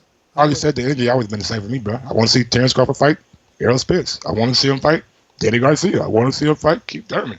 Those guys are too busy on their side of the street, as they would say. These aren't my words. On their side of the street fighting each other. So they don't want to let Terrence Crawford play. Maybe they are scared of him, but if a guy got a belt and you think he's not all that great, he's easy. Who's Amir Khan? Amir Khan. Go fight him. Simple as that. So, Mike, let me ask you something. Is Wilder afraid? Afraid of what? I never said anybody was afraid. What do you mean? I said you they said could maybe be afraid. These guys. You just literally said, I don't know. Maybe these guys are afraid. Maybe they are afraid. Because not saying that they are. Maybe I know they're you afraid, said maybe they are afraid because they don't want to fight Crawford, right? Yeah. Okay. So what I'm telling you is, I'm asking you a question. Is Wilder afraid because he didn't fight Fury or AJ? What you mean he didn't fight Fury or AJ? He fought Fury already. Fury, no. Did you ask me a question, or you want to answer the question yourself? Obviously, I have to re-ask it to you because. No, you don't. You said is Wilder scared because he didn't fight Fury or AJ? Now you're talking about the rematch. He didn't do the rematch, but Wilder's been out here publicly. We all seen it right after the fight that he wanted the rematch. So short answer is no. He's not afraid. Are you going to ask me a question, or are you going to let me talk? You asked me a question. Okay, so Wilder beats Fury. Well, got to draw with Fury. He wants the immediate rematch. Fury doesn't want it. So I can't say Wilder was scared. Okay. Wilder was going to take the $15 million flat fee and fight AJ. But he was smart enough to read his fucking rematch clause. He's like, nah, I don't like how that sounds. They don't fit me. So he's not in the predicament that Andy is in right now. So I can't say no. He was not scared because he was willing and able to go do it. Okay. Is AJ afraid? I don't know. At first, I didn't think he was afraid to fight Wilder. No, not at all. I think the way he handled his business, he's a shrewd businessman. You know what I'm saying? So I got to respect that because I got a major in business. But to say he was afraid, I think all these guys want to fight each other. I don't think if you're in a professional boxing, then you're afraid of anybody. And I was just saying that being like facetious about the PBC. That's all. Exactly. And that's all I wanted to get to. I wanted to get to you being honest instead of making jokes, because I fucked up by asking you, is Wilder afraid? Because Wilder in my scenario is Crawford, right? Absolutely, same scenario. Exactly. So my thing is, when Tyson Fury fights Schwartz, we get on him. When Tyson Fury fights Ottawa Wildland, we get on him. When AJ, tries or is not announced, but alleged to fight something that doesn't sound right, we get on him. You know what I mean? So I'm just saying, have the same energy. I don't think when Fury fights Schwartz and Ottawa Wildland, we get on him because we know there's a fight that he can take. He can actually take. There's not a fight on PBC that Terrence Crawford can actually take without those guys saying something. Mike, that's not true. Bro, you had the time to talk. Let me get my thought off. Okay. Fury has the time to fight Wilder, but he chose not to. He fought Schwartz, so he fought Wilder. He has that. Bud Crawford don't have that. He can't go out and fight Danny. He can't go out and fight Shawn or Earl or Thurman because all those guys have said, I got things to handle on my side of the street. Danny is in rumored talks with Mikey Garcia, according to Robert Garcia on a Fight Hype video last night. All I'm saying is this. The examples are that you're making aren't really that strong, in my opinion. Go ahead. Yeah, they're not strong because you rather rant for 3 minutes so that I can't make my point. But if you point your attention to the graphic, it says Deontay Wilder has decided to hand a rematch to Luis Ortiz next rather than face Tyson Fury, Anthony Joshua, or Dillian White. So Deontay Wilder announced Luis Ortiz next, right? Tyson Fury fought Schwartz. Deontay Wilder still fighting Luis Ortiz next. So Tyson Fury doesn't have the ability to fight Deontay Wilder. So for you to lie and say that, oh, that's why our energy was different because he could have fought Wilder. No, he can't. Wilder announced his next fight, not Fury. So now that Wilder's busy, Fury's fighting who's available. Totally the same scenario for Crawford. So my hands in there. Can I speak now? You can speak when I'm done, like you told me. Okay. Fury has to fight who's available, just like Crawford has to fight who's available. Are you done? Okay, cool. First of all, Fury, before Wilder even announced Ortiz fight, what was Bob Arum and Top Rank trying to do? Trying to sell Wilder to get him to come over and fight Fury. That was the fight. That was the fight that was going to be made. But then Bob Arum and got mad because Deontay Wilder didn't want to sign with ESPN. Right, Mike? I know you're right, Mike. Go ahead. And also, after he wouldn't sign with ESPN, that's when the names of Tom Schwartz came up and all that kind of shit. So what did Deontay Wilder do? I'm going to go ahead and handle my business this year. I'm going to fight Ortiz, then I'm going to fight Fury. Fury is fighting Schwartz. Now he's fighting Wilder because that was the plan of Bob Arum. But if he wanted to, Bob Arum has been out here and said that we might not take another interim fight in between. If he wanted to, and he could call Wilder and say, hey, bro, let's go get this fight for December. We ain't got to take another in-between fight. I believe that the fight can get made. So for me to say that I'm lying, I think that's pretty far-fetched. Well, all you did was prove that you're lying by just saying if he wanted to, he could call Wilder. That's all assumption. If he wanted Excuse to, me, I didn't cut you off. I did not. I waited. Okay, go ahead. I waited. To say that is all assumption because Wilder has already announced his fight with Ortiz. That's already after the Schwartz fight. So you can't say, oh, you could just pick up the phone and call Wilder and what, he's supposed to scrap the Luis Ortiz fight that he said he's given to Luis Ortiz because they share a bond because of their daughters and the illness and no one else wants to give Luis an opportunity, so he wants to make sure Luis gets a shot? So he's just going to scrap that? Doubt it. I doubt it. That's why his fight is announced. That's why Fury is fighting someone else, not the way you're trying to make it seem. What was Wilder's plan before Fury signed with ESPN? Wasn't to fight Fury again? Wasn't that the fight that Wilder wasn't on it? Why did that change? Huh? Because Fury signed with another network. Period.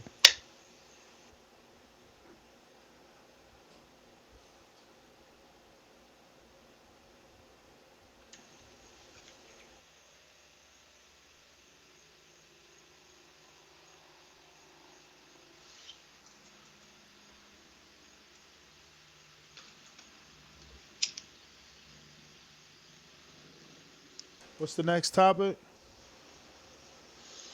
I believe that was the last one, Doc. No news and notes? I think we pretty much, Jaime Munguia goes up to 160. This is his last fight at 154. Joshua Buatsi will be fighting Ryan Ford on the Lomachenko versus Campbell card. Ryan Ford is a Canadian, bro. That's funny, man. I had a writer in Canada used to do a lot of writing, and he always used to write articles on Ryan Ford. I don't even think he's a natural boxer. Like maybe he's a crossover MMA guy.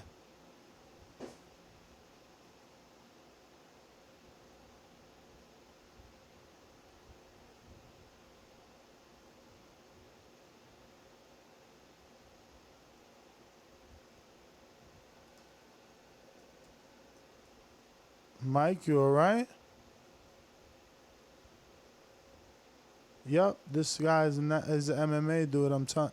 Oh my God, he's coming over all these. This is crazy. Butasi's terrible, bro. Mauricio Suleiman says Spence and Porter winner has mandatory, so be ready for the winner of that to be fighting Amando. Already said the Miguel Bachel news. Amir Khan says Kell Brooks should retire. Pulev's team plans to appeal IBF exemption that they gave to Ruiz and Joshua this week. Also, Liam Smith and John O'Carroll has been added to the Estrada versus Beeman card. Robbie Davis Jr. versus Louis Ritson is for October 19th. Parker versus Chisora could be possible for the Joshua card in Saudi Arabia. Bradis versus Dorticos finalized for December 14th in Latvia. And Chavez Jr. said he wants to fight Angulo in September. And Leonard Ellaby comes out and says you cannot build a fighter into a star on the zone. Not enough viewership. That means they ain't taking that $5 million offer.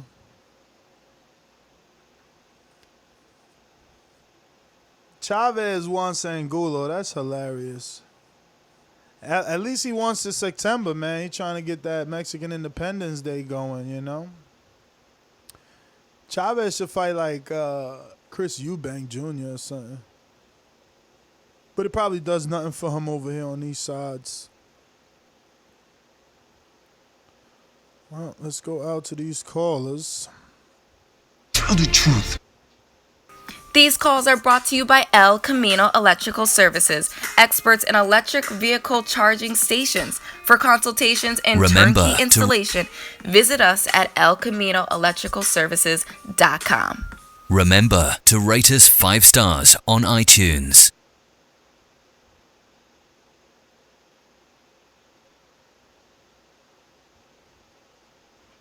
Going out to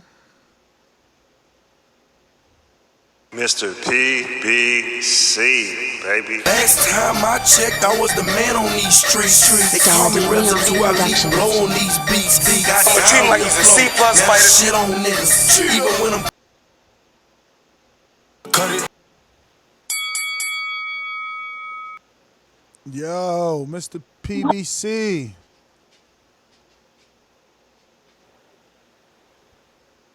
Dominic, what up? All right, keeping it moving. Lids low, talk to me. Hey, what's happening? Well, I was calling in. Oh, first shout out to Baldy for making me a Ringer 100. I never forget your partner. I was gonna call in about Bud, but then y'all kind of worded it on out, so I was like, cool bean. I don't even want to talk about heavyweight real shit, because I'm just tired of talking about that shit. So Jaime Munguia supposed to be going up to 160, huh? That's the word. Okay. We'll see what's shaking with that. All right. Shit, hey, y'all just sign up, hit them like button, sign up to Patreon, give all the shout outs and everything they need to help TVB keep doing what they doing, man. I ain't really got much today. Shout out to you, Nick. Shout out to you, Mike. Y'all keep that shit rolling, man. All right, brother. Well, thanks for calling in. We're going out to Troy in Baltimore. Talk to me. Yes, sir, gentlemen. How you doing? What up? So, if I heard you correctly, you said the Wilder fight is pushed back. Is that right? Yeah. Okay. Is he hurt, or is there a reason why the fight is pulled back or pushed back? I should say. They are. I mean, we interpret it in two different ways. It's either Fox and Showtime are fighting over the rights to air the pay-per-view, or Fox and Showtime needed the date pushed back so they could both air the pay-per-view. Cool. Now, I believe you also said that he's given Ortiz this shot because he shares a special needs child with Ortiz. Yeah, I still have the clippings of him from before he turned pro, man. I saved those newspapers. That's what drew me to the brother in the first place. But I was always curious about why he never gave Cunningham a shot then. Because they share, they share the same. Steve Cunningham, a shot. Because I was always curious about that, you know, because because Steve Cunningham he said he's might giving the brother die, a shot. man. Steve Really? Cunningham is a Because he- cruiserweight, bro. No. He fought at heavyweight also because he dropped I Tyson know he Fury, fought at first one to do heavyweight, that. bro, but his best days Yeah, were at heavyweight. cruiserweight, man. His best days were at And cruiserweight. Tyson Fury beat the hell out of And he Steve also Cunningham. beat Hardcore Mendoza. That was a tough fight. He also beat Hardcore Mendoza. I was just curious about that. That's all. But anyway, that's it, man. You know, keep doing your show. Actually, I was listening to the other show when Anthony called Lennox a bum. I mean, a clown. Excuse me, a clown. Listen, you can't keep poking the bear and then get mad when the bear decides he's going to attack you. Exactly. You can't keep doing that. So for all the callers that were saying, I don't understand why he's saying something now, it doesn't matter when, man. Everybody's personality is different. Some people will snap at you real quick. Other people will hold it in and do something to you. You, like I've told you before, man to man, you're petty. So, you know, you will enjoy burning people like that. But then when they snap at you, you'll find a way to twist it and turn it like, oh, why are you angry? Because you pissed me the hell off. Yeah. You see how that works? And that's what's going on with Anthony now. He's tired of getting talked about. He's been a gentleman all this time. He's tired of getting handled. That's all. Yeah, man. Make your mind Time up, to people. step Either it you up. want him to be quiet. Yeah, because, you know, you got the same people saying that they want Anthony to be quiet. Now he speaks. He should shut up. And someone please tell me, what's all this great advice that Lennox gave him? Because I keep hearing that. What is this great advice that this man imparted to Joshua? I don't know, man. Let me see what we got. Looks like Miller, what up? Or is it Trey? Trey, what up? What up? Hey, this call is for you, man. The Terrence Crawford disrespect gonna have to stop, man. Let me tell you why. Because Earl is ducking him. He ain't got to fight Porter because no one knows who the hell Porter is. Everybody wants the Terrence Crawford Earl Spence fight. In discussion. No one want to see him fight Porter. No one care about unifying. It's all about making big fights, not unifying belts, because he could have been did that. He fighted Mikey. He ain't had to fight Mikey. He could have unified. But did he? No. He fought, whatever that dude name is in Dallas. It's mandatory. So just stop the hate, man. I mean, you just mentioned names, right? Yeah, but he didn't have to fight Mikey. He could have just unified, right? But you just said it. He fought Mikey, right? Yeah, Tell but your no man one to fight somebody. That's all. All I'm saying is let's have the same energy when people fighting, you know, C-level fighters. That's all. I agree with you, but you know what the fella realized? He didn't have to fight Mikey. What he fight Mikey for? That does nothing for him. Like you said, big fight. It ain't. You don't need no belt. You don't need no belt. Big fight. So now you trying to say that wasn't a big fight? All right. It was a big fight. It was a big fight to get his name out there, but it wasn't a big fight like someone wanted to see. We wanted to see Terrence Crawford. Shit, 400,000 people wanted to see it. Hey, Ness, you know what you say? You like Canelo because he give us big fights. 47,000 people showed up. I'll say in Dallas. I know what you're talking about, but I'm just letting you know. You say Canelo give us big fights. Why Earl can't give us big fights? It's not a big fight. So a unification ain't a big fight, but Canelo could unify. Canelo could unify with Jacobs. That's a big fight. Earl can't unify with Shawn. That's not a big fight. I hear you, champ. I hear your bias. I hear your bias. It's all good. Hey, Ness, you know what? Everybody got a little bias in them. Just put it like that. Everybody got a little bias in them. Not me. My energy the same. My energy the same too. If you gonna fight Order with Wildin', you gonna fight Jose Benavidez. They the same. I never said I like Tyson Fury. I know. I'm just bringing up that top ranked diet. I'm bringing up that top ranked diet. Order with Wildin', Tom Schwartz, David Benavidez, or Jose Benavidez. You know, that's that top ranked diet. Amir Iman. Okay, Chris Van Heerden. I understand that, but Tyson Fury gonna fight Deontay Wilder. But then y'all wanna sit on that top rank side and throw stones at PBC like, oh fucking Earl, he fucking ducking. He out here trying to fight Mikey, man. He ducking. He out here fighting fucking Shawn Porter, 2 division champ. He fucking ducking, man. Fucking yo Crawford could fight Victor Postal in the rematch. It's all good. Hey, this is the last thing I'm gonna say. We want 50-50 fights, not 70-30 fights. Yeah, 50-50. I hope 50-50 ain't the check split, because that shit ain't happening. You got your man out here fighting. You got your man out here fighting the Naviers of the street. Nazir King, talk to me. Yo, can you hear me? Yes, sir. All right, cool. Yo, I don't know why all these people are talking about Bud like that, bro. Bud and Tyson Fury is the exact same. They're fighting a bunch of nobodies, waiting for a king from the PBC. Fury's waiting for Wilder. Bud's waiting for Earl. But they're not fighting nobody. I'm like, come on, you guys go fight somebody and then come see us. Exactly. I don't get why they always like, oh hey, I'm doing this, I'm waiting. I'm like, who you calling out? You supposed to be the man. Oh hey, you on ESPN? I'm on top rank, whatever. Who you fighting, bro? You supposed to be on the top of the mountain, and then you can't get nobody to fight. Oh hey, Tyson Fury like, oh hey, I try to get these names like blah blah blah. And then fighting out Wallen, bro. But we got to do a show about Fury, bro. He a punk, bro. I swear to God. And then every time on his IG, he's like, oh, hey, let me look at the WBA ranking. I'm fighting a top 4, bro. Who cares about the WBA ranking? Let's look at the box rec, bro. This guy is trash, bro. It's hard to I swear to God. And then let me go to AJ, bro. AJ, I feel like that dude's illiterate. Because all he had to do for Lennox Lewis, like, oh, hey, okay, let's jot down the situation. Okay, so my record at my age was better than your record at your age.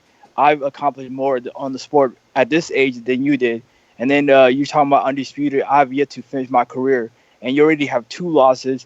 I only have 1 loss. So he could have said all that. And he could have said, and then weren't you the guy that tried to promote me when I came out the Olympics? Like, what's up, bro?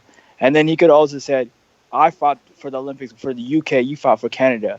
But you always wanted the UK respect. So and then you could have said, oh, are you jealous about, like, do you envy me? You could have said shit like that. But he said, oh, you a clown. You lose the argument when you say shit like that. Nah, man, that clown was enough, man. That shit shook waves in the it went through the boxing world. That shit, everybody taled about it. They still talking about it. Nah, but you lose the argument when you go down and say, oh hey, you're a clown. Like, you got to give a statement and like a reason for why he's a clown. You can't just say, oh man, that's a dude, it's a clown.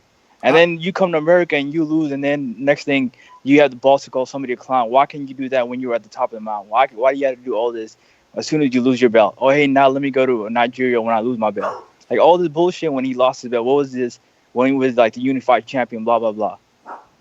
I don't get it. But, yeah, I just came on the show. I don't know what the topic was, but, yeah, that's about it. Well, great call, my friend. Great call, Nazir. Let me go out to Aaron. Talk to me. What's up? Yes, how you guys doing? All right. First, I just want to cut through this bullshit on Crawford and Spence. Come on, man, let's just keep it real. None of them are scared of any of them. Spence ain't scared of Crawford. Crawford ain't scared of Spence.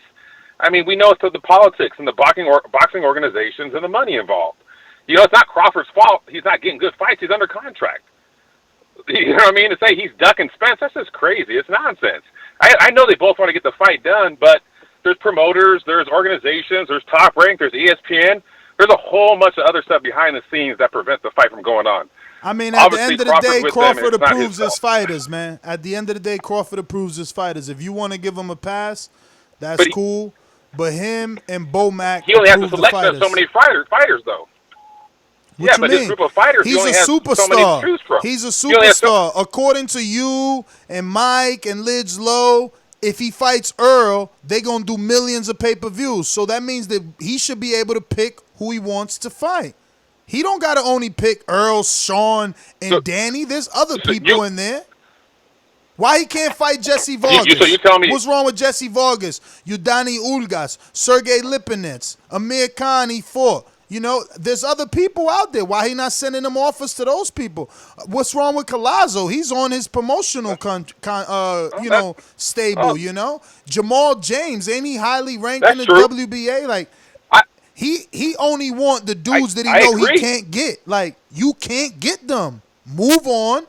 Get some other dudes that we could rank you with. Get some dudes we seen fight before. You know what I'm saying? Like, nah, I'm gonna just keep fighting. I agree. Now he about to fight Kavalaskis? Man, who the fuck is that shit? That shit sound like a Cadillac, bro. No, I hear you. I'm just saying there's a lot more behind the scenes besides him just choosing the fighters. You know what I mean? And you're right. He could probably step it up a little bit more, but to get the Spence fight is not his fault. Anyways, I want to go back to the AJ thing real quick. You know, he disrespected Lennox Lewis. And let me tell you this. Have you ever heard a former champion talk bad about another champion? I remember Mike Tyson beat Larry Holmes. In his prime, when Mike Tyson was in his prime, he told Larry Holmes, I'd never beat you in your heyday. You were the best of your era. Muhammad Ali gave credence to Joe Louis. Joe Louis gave props to Rocky Marciano, and so on and so forth. Lennox Lewis has already proved his clout. Why would AJ just disrespect him like that? Lennox Lewis said nothing to offend AJ. Nothing. You know, he criticized him a little bit on his technique. But all AJ says is, you're a clown? I've never heard any of the great Hall of Famers talk shit about the ex-champions in boxing, the ones who actually built the sport in the heavyweight division. And that's where AJ messed up on. Name one heavyweight champion that talks shit about a past champion. You won't find it. Name one. But AJ just does it out of nowhere. I mean, it's crazy. It's nonsense, man.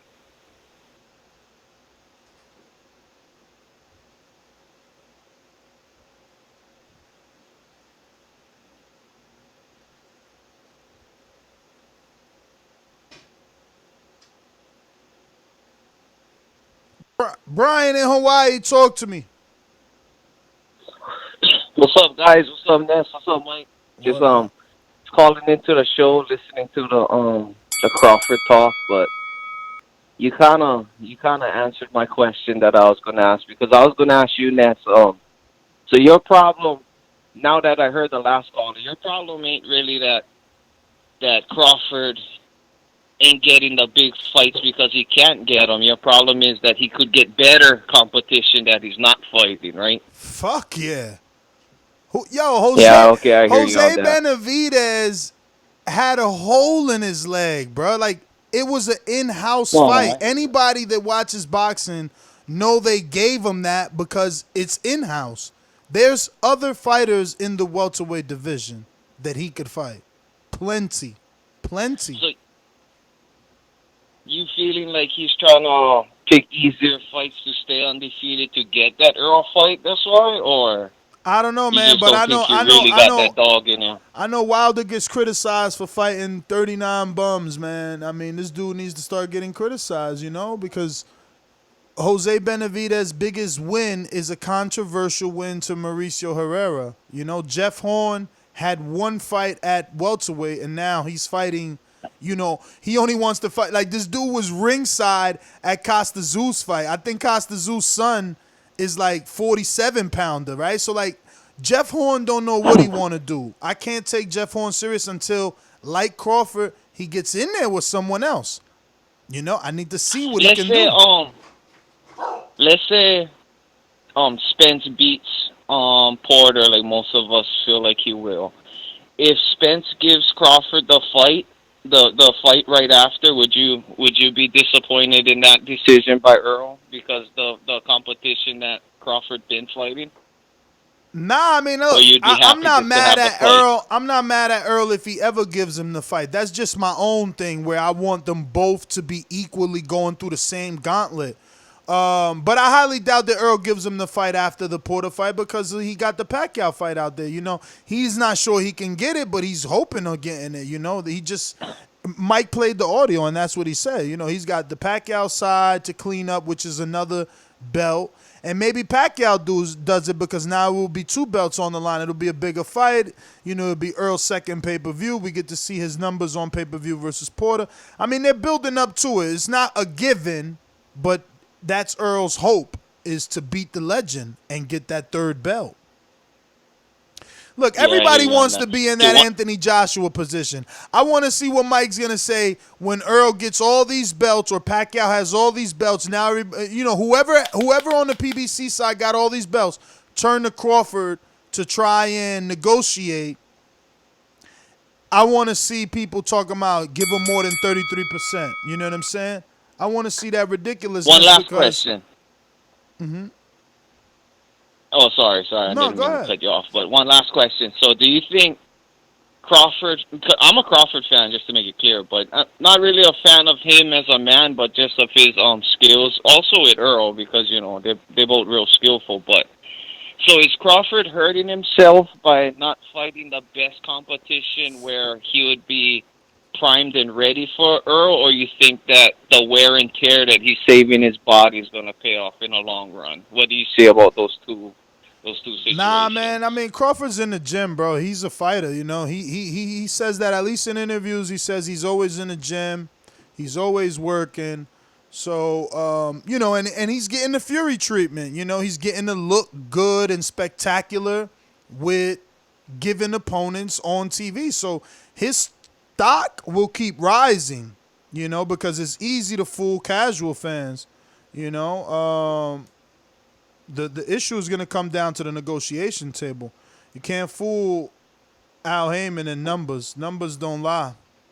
50,000 pay-per-views, 100,000 pay-per-views. That's it, Amir Khan is the biggest person you've been in the ring with in terms of popularity. The numbers don't lie. The facts are there. Mastermind Joseph, talk to me. So all that's going to come into play in the negotiation table. I like how people are criticizing Errol for trying to unify his division, and they say, oh, well, Terrence was undisputed. But on Errol's path to undisputed, let's say he gets to that undisputed fight with Crawford. Compare Crawford's opponents that he won the titles from at 140 to Shawn Porter, Kell Brook, and most likely Manny Pacquiao. Who of that caliber does Terrence Crawford have from the 140 division? That's what people don't look at. It's easy to unify a division that's depleted. Had he unified with 140 where it is now, that'd be a little bit more impressive. But it's funny, people, a lot of the same people who criticize Fury and Fury's route on Top Rank praise Crawford and tell Crawford, it's because those guys don't want to fight him. I could say the same thing about Fury, y'all. They don't want to fight Fury because he's too slick, he's too skilled. So that's always a funny thing. But Ness, did you get a chance to see Fury on First Take the other morning? Hell no, man. They sent me that shit. Y'all put that in a dog. I'm officially on my fuck Fury shit, bro. Like I told Wilder, like I tell y'all, fuck Fury. Fury got a gift, and he's acting beside himself. You know what I'm saying?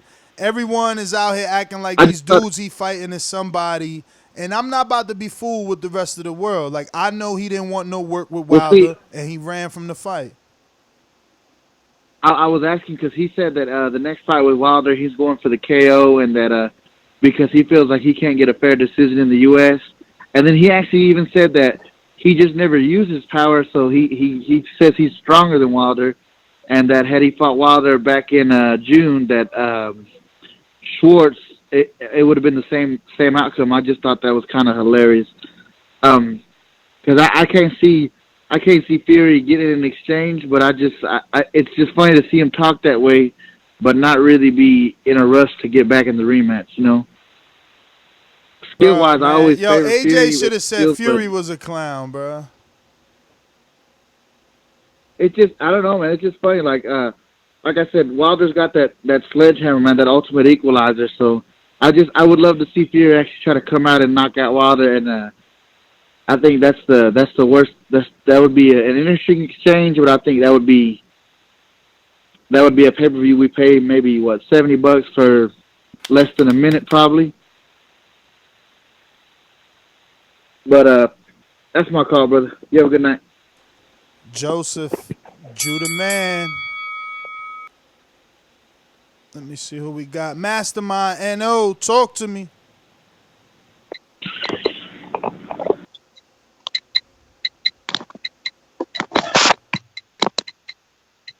NO. Come on, man. I hear you. We getting A-Rap money. We getting A-Rap money. Y'all nigga, hey. Mike, stop talking soon. We start bashing Bud Crawford. Damn, we getting that Crawford money. Yo, Mike, what up? Yo, Mike went solid on the nigga. What up, B? Yo, that nigga be getting emotional. Why you emotional? Yo, you emotional. Hey, Mike, you emotional. Hey. I thought we look for the people, man. I'm trying to get the people a chance to talk. You know what I'm saying? Do y'all thing. Y'all okay? Whatever y'all want to say. Hey, Tim in Florida, talk to me. Oh, man, my bad. I'm just listening, homie. Okay, Tim, take it easy, man. Have a good night. Anybody else on the line? You got to press 1. I see JP out there. And no, I'm going back to you. Talk to me. Yeah, y'all got me? We got you. Yeah, check this out, dog. Look, we gonna do it like that. Run my shit back to back, too, bro. You heard me? And, say, bro, we ain't about to bad Bud or no shit like that, dog. Because I fuck with Bud, you heard me? On some real shit. I feel like Bud a real gangster out here, you dig? Him, I got gangster Bud fighting wanksters. I mean, you know, it's all in the deal you signed, bro. You signed a contract with the devil, bro. And you know, that's how shit falls sometimes, you know what I'm saying? But this what I do believe he gonna get the fight because if Bud really won't be undisputed, he gotta let Spence fight Pac-Man and Porter, bro. That's his only route. I mean, can you honestly see Bud getting a shot at the other 3 belts, you hear me? You know what I'm saying? Without Errol doing the shit first. I don't see it. Errol is the only way that this shit gonna get motherfucking unified, dog. Cause Danny Garcia and them, all them, Shawn Porter, man, they asked Shawn Porter about Terence Crawford. You know what he said? He's not on my mind right now. You heard me? The same way they were talking about Spence, you dig? He never envisioned himself fighting Crawford and all. How the fuck you ain't never envisioned fighting somebody who got a belt? You know what I'm saying? Errol gonna fight this motherfucker, then he gonna fight Pac-Man, and then we gonna put mad pressure down on this nigga to fight Crawford. It's simple. Y'all gotta stop making shit hard, man. Either y'all want to see Undisputed or y'all just want to see Errol and Crawford. You gotta pick one. Bro, I don't want to see Undisputed if you ain't worth it. Like you gotta be worth fighting, man. Man, I mean, right now all he gotta do is just wait in the cut. Let 2 fights go down and boom. That's exactly what his top-ranked diet handlers is telling him, and that's exactly why we got Jeff Horn and David Benavidez as opponents. That's exactly why I'm mad. Tom Schwartz, Ottawa Wildin'. But y'all don't see it. I'm with you. Ness, I'm with you on that, but then what you got? You don't think Bob Arum told Terence Crawford, check this out. We gonna lay up in the cut. You gonna get that fight. We gonna let them niggas bang each other up over there. Fucking elbow injuries, rib injury, all type of shit going down. After all that shit go settle and all that, you gonna come in that motherfucker fresh. You hear me? You dig? And you and the other motherfucker that's just like football, dog. You play hard all year for what? To get that number 1 spot. The number 1 team play the garbage team in the playoff. You hear me? The wild card, he got to fucking ball out against everybody. Then play in the Super Bowl. That's the game plan, you dig? That's my call. I'm out. I hear you, champ. We got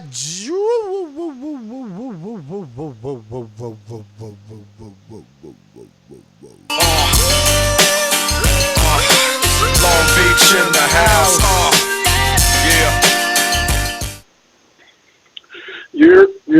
Yeah, man. I've been watching a lot of PBC on YouTube, man. I really encourage everybody to check out PBC's YouTube channel. The shit is pretty dope. A lot of fighter commentary, and they got all the guys. And staying on that lane, I watched Errol and Shawn Porter have a little confrontation, or I wouldn't call it a confrontation, but they were interviewing Shawn and Errol. I'm gonna switch my pick. This is prematurely, but I'm feeling like Shawn is gonna come fight. Now I'll say this though. This fight is a great measure. We'll be able to measure if Errol Spence is for sure head and shoulders above the rest of the welterweight division with this fight because Shawn has fought most of them aside from Bud, and he's been really competitive. So if Errol comes in here and blows him out, which I can't see, Shawn looks like he's up for this thing. He's all the way up. He knows what he's getting himself to. Errol looks like he's like, whatever, kind of humdrum and like he got this thing in the bag. So, man, I'm excited for that fight. And I feel like Shawn got something to prove, and I'm not going to count him out. I'm feeling how you feeling, big dog. I'm not even going to lie to you. I'm telling you. And I know we get thrown off by, face-offs and shit like that. I kind of don't think he's going to win. But I don't think it's going to be enough. Yeah, me too, man, unfortunately. I like Shawn, though. Shawn, to me, is damn near a Hall of Famer just on the guys he faced already in his career. Motherfuckers. I'm Team Shawn. Let's do it. But I don't know if y'all remember, man, but we all watched the fight, the fucking Fury Wilder fight. Then after, we was down in the parking lot smoking, and I told y'all this. Fight advantage, mental advantage goes to Wilder. And that boy been on the run ever since. That fucking Fury, he don't want that smoke. Simply put, man, and this is just fight psychology for anybody. You don't got to be a pro. If we get in a fight and you fucking drop me twice, I don't care about, and I've never dropped you, I lost. Now, it's a point system in boxing. It's professional. But fight psychology doesn't come with a point system man-to-man. And man-to-man, if I fucking dropped you twice and you had to run from me and be elusive all night, oh, I'm the man. And I got the mental advantage going into that thing. As far as Bud, but to get back on that, I fucking hate Fury for it because he gets to go over here, he makes big money, and he's about to fight a bunch of bums, but it's going to backfire on ESPN as they seen with the first fight. And they had all these fucking theatrics. They're going to need to get a choreographer for all the stunts and shit, they're pulling out, trying to make this guy look like a big-time fighter. And his cachet really not there with the casual fans. And that's just what they're going to come across. As far as Bud, man, Bud's on the wrong side of the street. I don't even know why we keep talking about that. He knows that at this point, and everybody knows when you're working over there, sooner or later, you got to break those ties. Sooner or later, you got to break those ties, man, if you want to be a big star. History is our proof, is our fact. Ness talks about it all the time. No need for me to go down that road, but we know what you got to do from over there if you want to be promoted right. That's my call, family. We don't got a lot of boxing though, man, but it's been a slow August and late July, but it's been a good year nonetheless. That's my call. For sure, man. Thanks for calling in. Dan Earthquake is so right. So right, champ. So right. Arkansas, what it do? First time caller, who's this? Lil Rocky, 479-530. That ain't Lil Rock. Nah. 479. This. Oh, wait. Yeah. This is first time caller. This is Junior. Junior, what up? You hear me? I'm on. You on? Yeah, man. I'm a SAE like all your previous callers. You know what an SAE is? No. Self-appointed expert. First, I want to say that Crawford have nobody to blame but himself. Exactly. Preach, brother.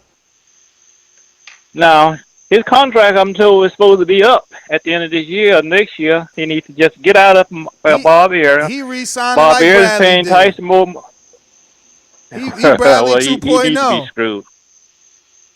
Well, that's good for him. Anyway, Ellery said that he should be pissed because he's giving Tyson Fury $100 million. They ain't paying him peanuts.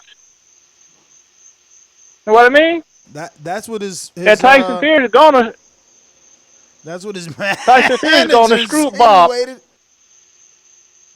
Yeah, Tyson Fury gonna screw Bob there. He gonna have about one more fight and gonna retire. And he gonna say, "Well, forget about the other $50 million. I got enough to retire." And Bob Arum gonna be screwed like I don't know what. And one other thing about Anthony Joshua and Andy Ruiz. And your partner, what's your partner name? He always talking about a contract. Tell your partner that leverage Trump contracts. He know that. Do you understand that? Leverage contract, Trump contract. Andy Ruiz can't even go have a movie made of him and make $9 million because Al Haymon's in the entertainment business. If he retire, he gonna say, "Well, I'm gonna go ahead on and go in the movie." Al, see, can you hook me up with Hollywood? I'll play myself. Hey, Junior. And I hope he give me a part in it too, since it was my idea. Yeah. Hey, Junior. I'm gonna tell you. I'm gonna tell you another Al Heyman heavyweight.